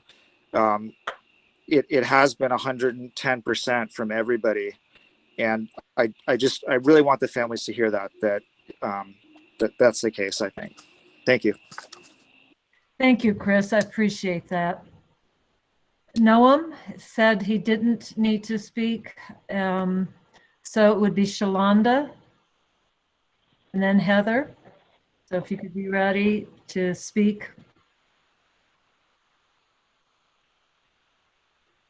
Is Shalonda on? Okay, I will come back to Hey, your. you're actually skipping people. You are skipping people. Please go back to your chat room and look at the order of people who want to comment.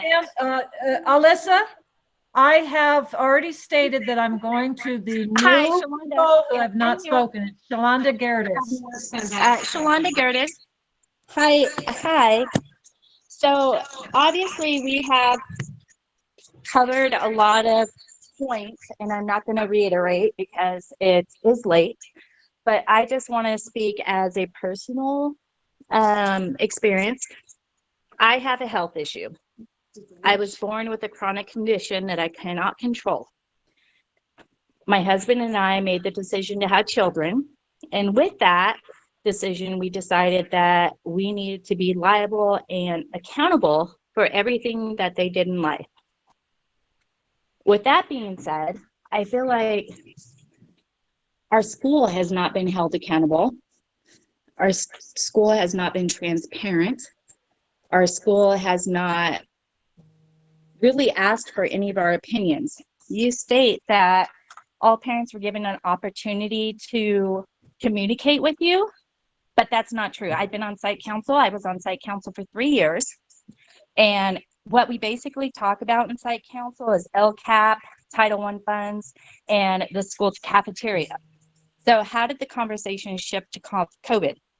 I sent you a letter, and I feel like I'm going to cry, so I'm not going to elaborate on this. But I think you need to really think about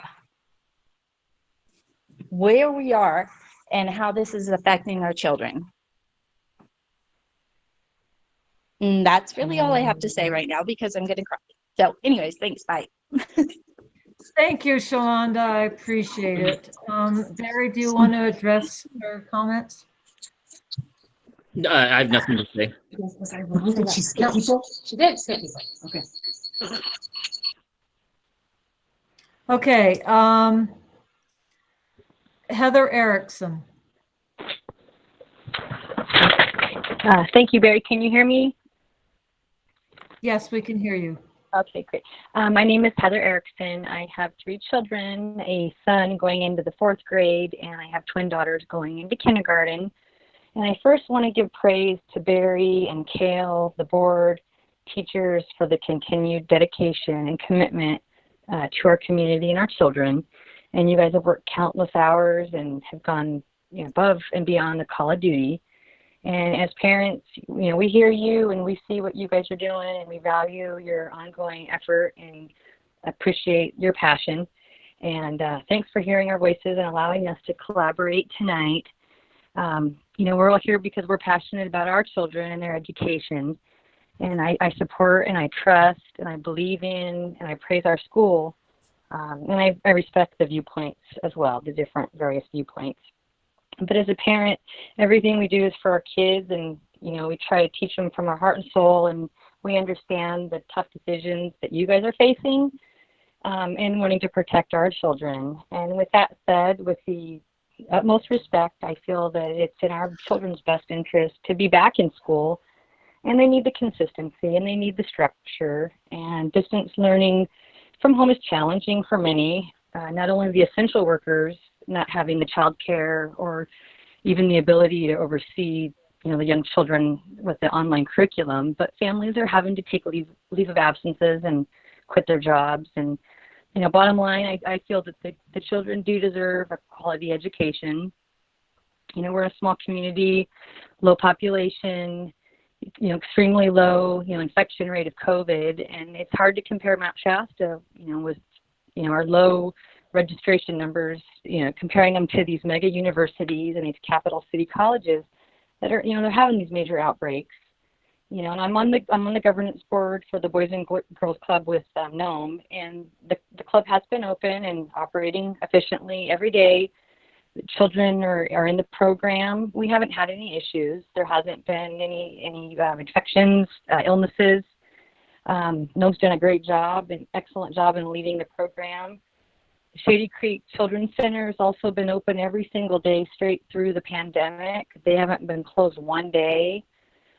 Jeannie Turner runs the program down there. There hasn't been any illnesses. My twins have gone there, 2 days a week, since the duration of the pandemic. We haven't had any issues. Fully functioning, educating, feeding the kids, supporting the parents. Jeannie has actually been open and taken children overnight for the essential workers and the families that work at the hospitals. So she's done an excellent job. But all in all, Mount Shasta is a special place to live, and that's why we're all here. I was born and raised in Mount Shasta, and my kids are sixth generation, and we're fortunate to be raising our families. Our communities have always pulled together during these difficult times. We need to pull together for the benefit of our children and open our schools to provide the quality education, that they deserve. And if there's any folks on the phone willing to provide or, build or absorb the cost of PPE or plexiglass or wash stations, we need to pull together during these times. And, if there's obstacles that we need to overcome, how can we help? Is it a liability issue? I follow that pretty close.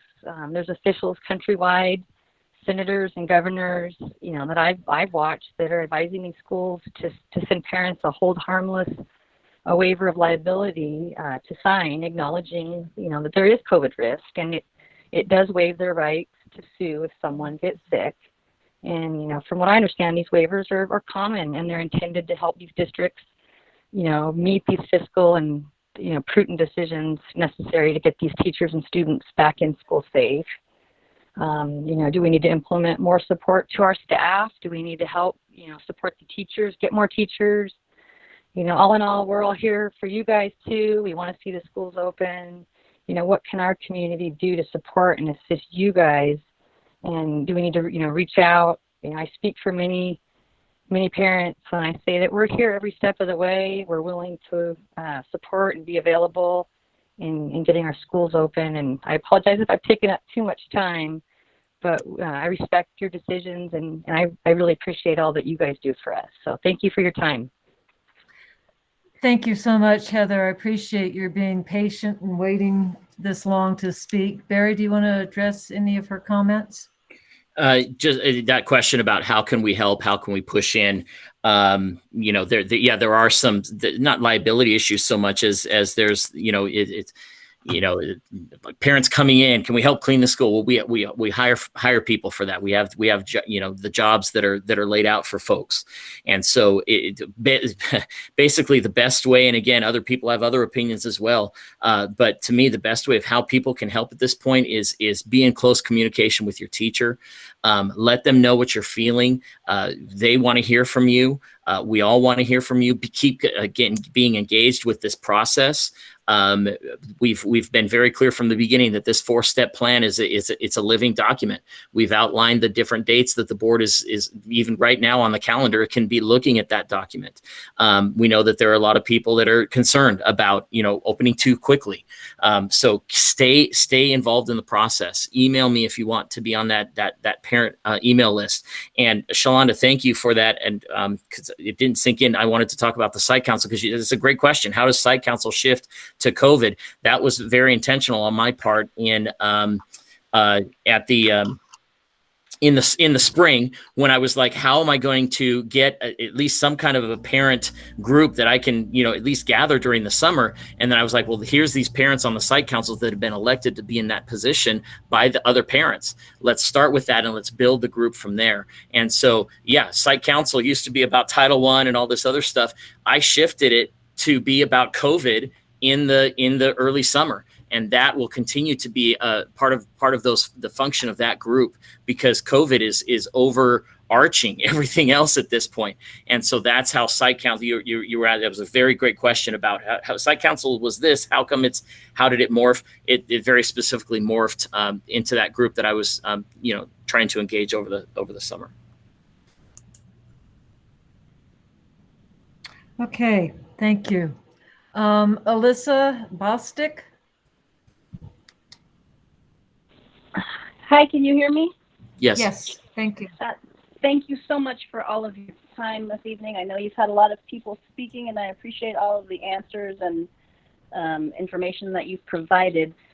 In regards to that 4-step process, I did have a question about that.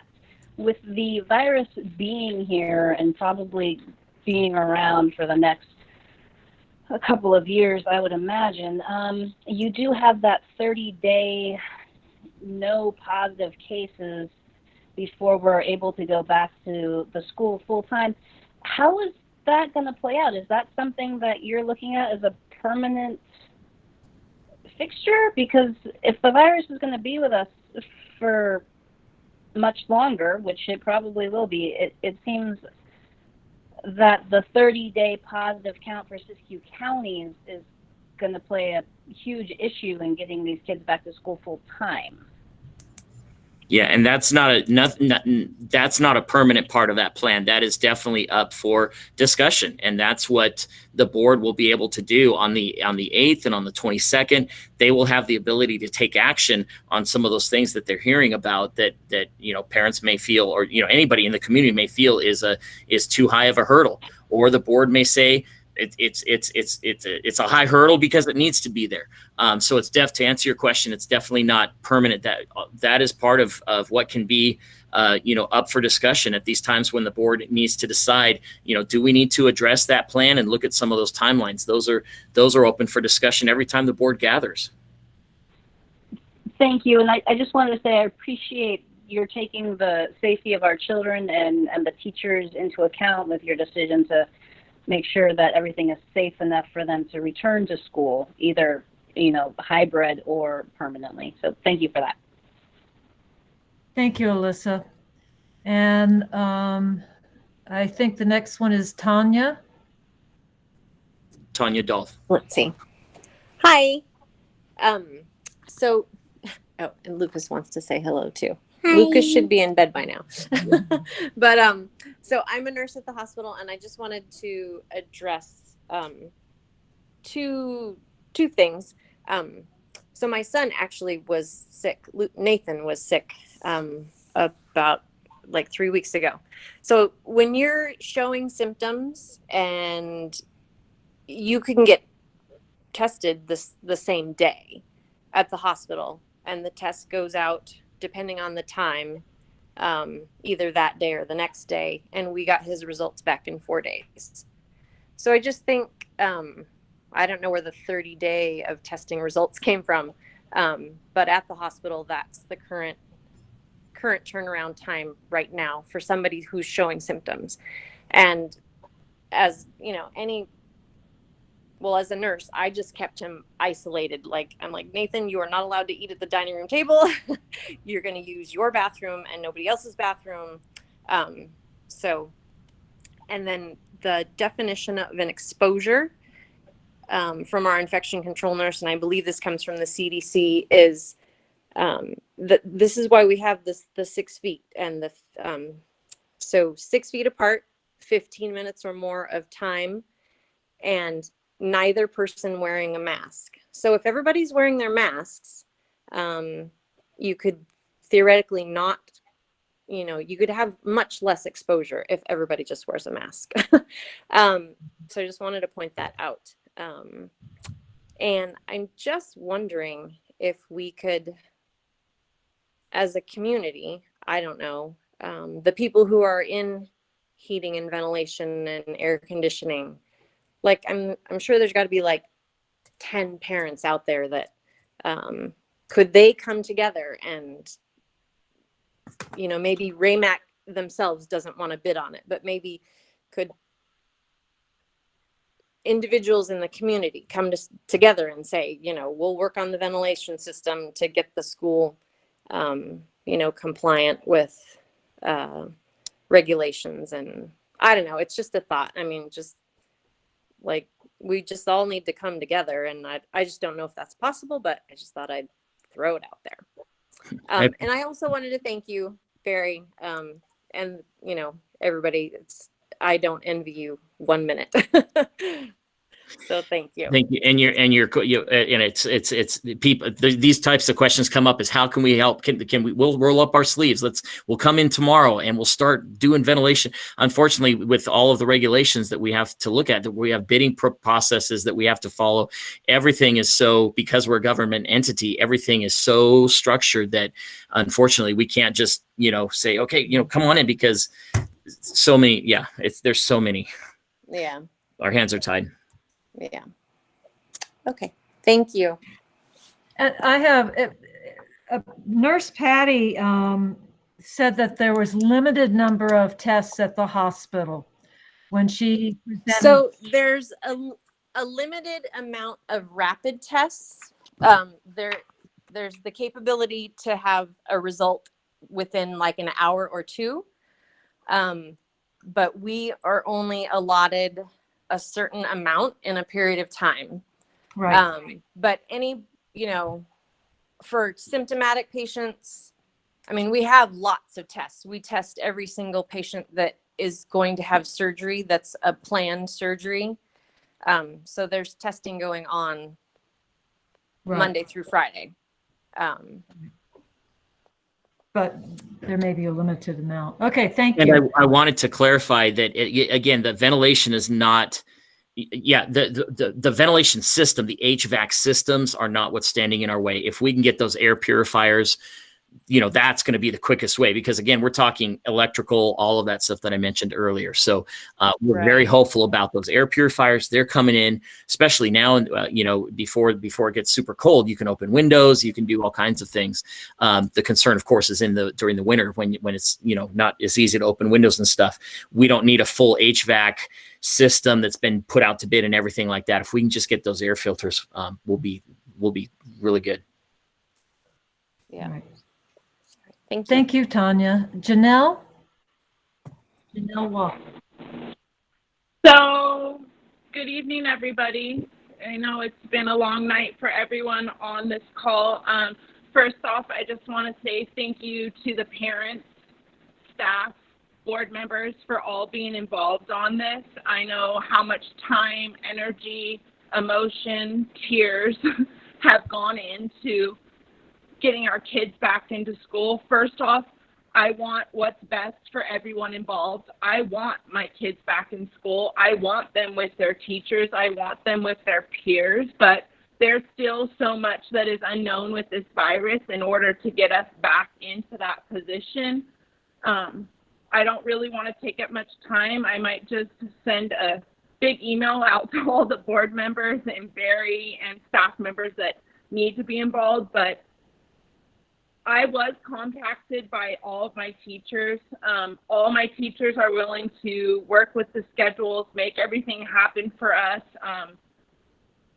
I know that these teachers were not in contract until as of yesterday, so that's a big point right there. I know with these uncertain times that everybody wants to know what's going on, but I just want everybody to know that, like, we are trying our best to get everybody back in the school safely, and that's what needs to happen. Just if there's anything we can do on the parent side of it all, I know we are such a strong community. Like, we can make anything happen. We can move mountains as a community in Mount Shasta. Like, we've done it before. We can do it again. Board members, Barry, staff members, whatever you guys need to get us back into that school safely, like, please just reach out to us. We'll make it happen. And as that, I think it's like almost 10 o'clock. I have to be up at 4 or 5 for work. So I'm going to leave it at that. But I'm just so grateful for everybody and everybody's input. And let's make this happen. Have a wonderful night. Thank you, Janelle. Appreciate your comments. So with that, I think that is the end of, oh, there's one last one. Jolene Fintz. I didn't see that last. Oh, that came in after we made the limit. We have not heard from Jolene. If she can make it brief, just 2 minutes or 3 minutes long. Hello, everyone. I have a child that is going to first grade and a child that is going to fourth grade. And I was wondering, I know the ventilation is not, he said it's something that is not 100% what they're looking at, but could they maybe put something from like some type of tents outside? I know a lot of places throughout the nation are doing that for their children up into wintertime. They're putting like big kind of wedding tents out there for kids to learn outside. So that is the type of ventilation to have outside instead of being stuck in school. So you have a distance learning outside with the air ventilation outside. Is that possible by any means, or is it still a no-go? We've talked with our teachers about, when we can be outside, let's be outside. As far as having outside class dictate what step of the plan that we're in, that has not been part of the discussion, because it's more based upon, classroom learning. If there's a big piece is smoke, people have brought up, what if there's a big fire and we can't be outside, let alone open our windows. And certainly that's not the case now. Smoke will come in and come and go. So we've been, knock on wood, we've been blessed on the smoke front. But that's been kind of the issue. But, getting outside is definitely the best ventilation. But Barry, is the only reason, so if we wait a couple more weeks and let's say we reevaluate everything, if we have the ventilation in place, is that the only thing? I mean, are we going to look back at cases? Let's say our cases are low and everything seems to be on board. What is going to stop us from not returning back to school in 4 to 6 weeks? Is something going to change? Or if we have everything up to par, like we have the plexiglass, we have the air ventilation, we have the cleaning stations, we have the people cleaning the bathrooms, will we, if you think, go back to school within 4 to 6 weeks if we have all that on board? And it'll depend on the behavior of the virus. There again, with those air purifiers coming in, once we have those, I would say that the virus would be the only thing standing in our way. Okay. So if the cases hopefully remain low, because I don't really think they'll ever be a zero. I feel like there's always going to be one here and there every, you know what I mean? I don't think it's going to ever go away. Probability is with you on that one. That when we will be discussing that as a board and making a decision as a board, we have to decide when we'll be having our Barry is already beginning to put it on the agenda for September 8th, and I think that would be appropriate. I concur. But we, as a board, have to enumerate what are the things that are our main concerns. And so that will be something that we can discuss at that meeting. Nancy brought up an important, thank you, Jolene. Nancy brought up an important question, and I need to ask Barry as to how we can move forward. She was saying that as we get to that meeting of September 8th, and we're going to look at the reopening. Should we be having another one of these, marathon study sessions? And I've been thinking about it, and if we can discuss that now, as far as what the agenda would be, would we have a study session before September 8th, or would we put the study session in between the 8th and the, I think you said the 22nd? If it's in between those two, you could present the 4-point thing. We could all take a look at it, study it, think about it, have a study session in between, although we would have already passed it on the 8th. Well, no, I'm getting confused. It's getting late.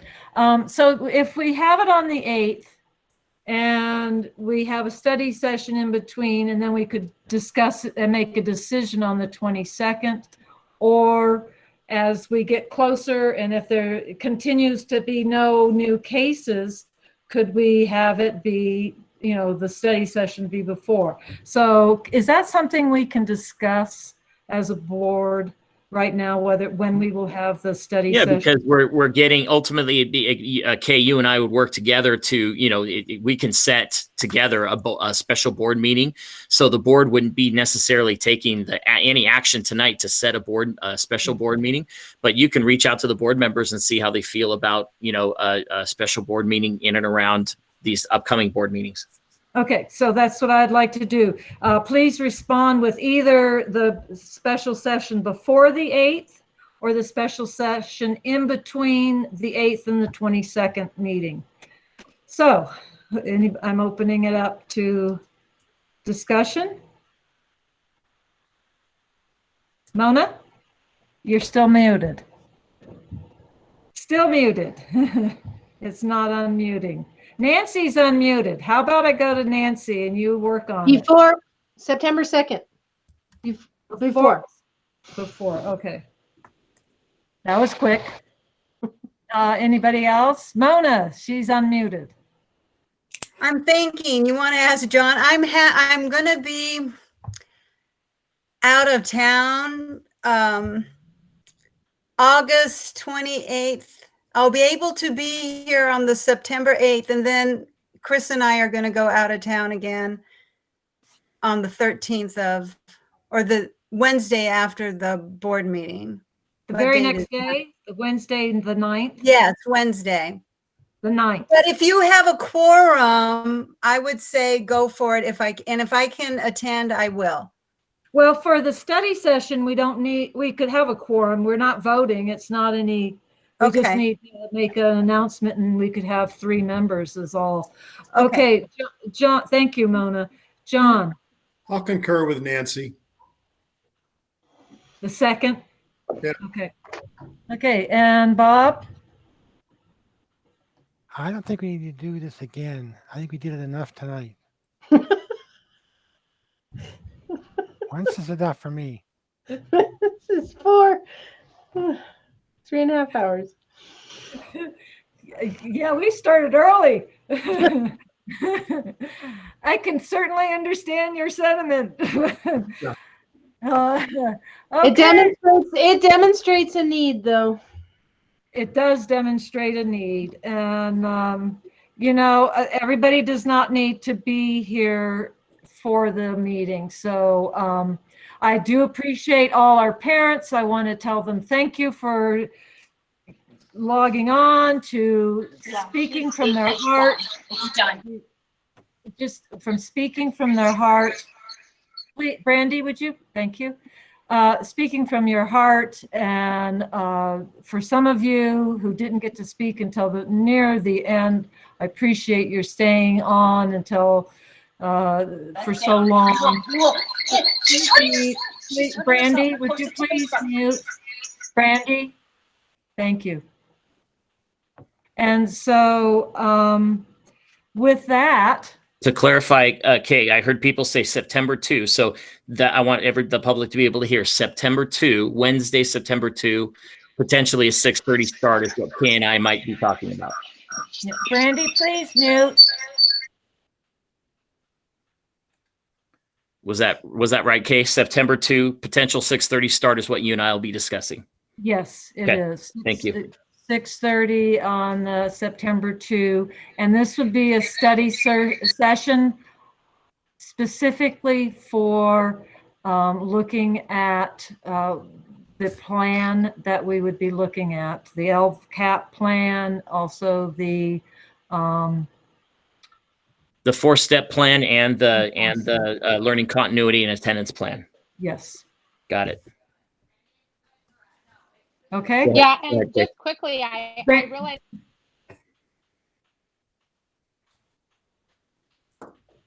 Thank you. I appreciate everybody's efforts. Brandy, if you need to talk to Barry, you can talk to him tomorrow morning. It's after 10, and I need to ask for a motion. Is there a motion to adjourn? I so move. And a second? I'll I'll second. second. Okay, it's Mona and Bob, and meeting is adjourned. Thank you. Thank Appreciate you. everybody's Thank you, efforts. everybody. Thank you. Yes. Thank you. Thank you, everybody. Have a great evening.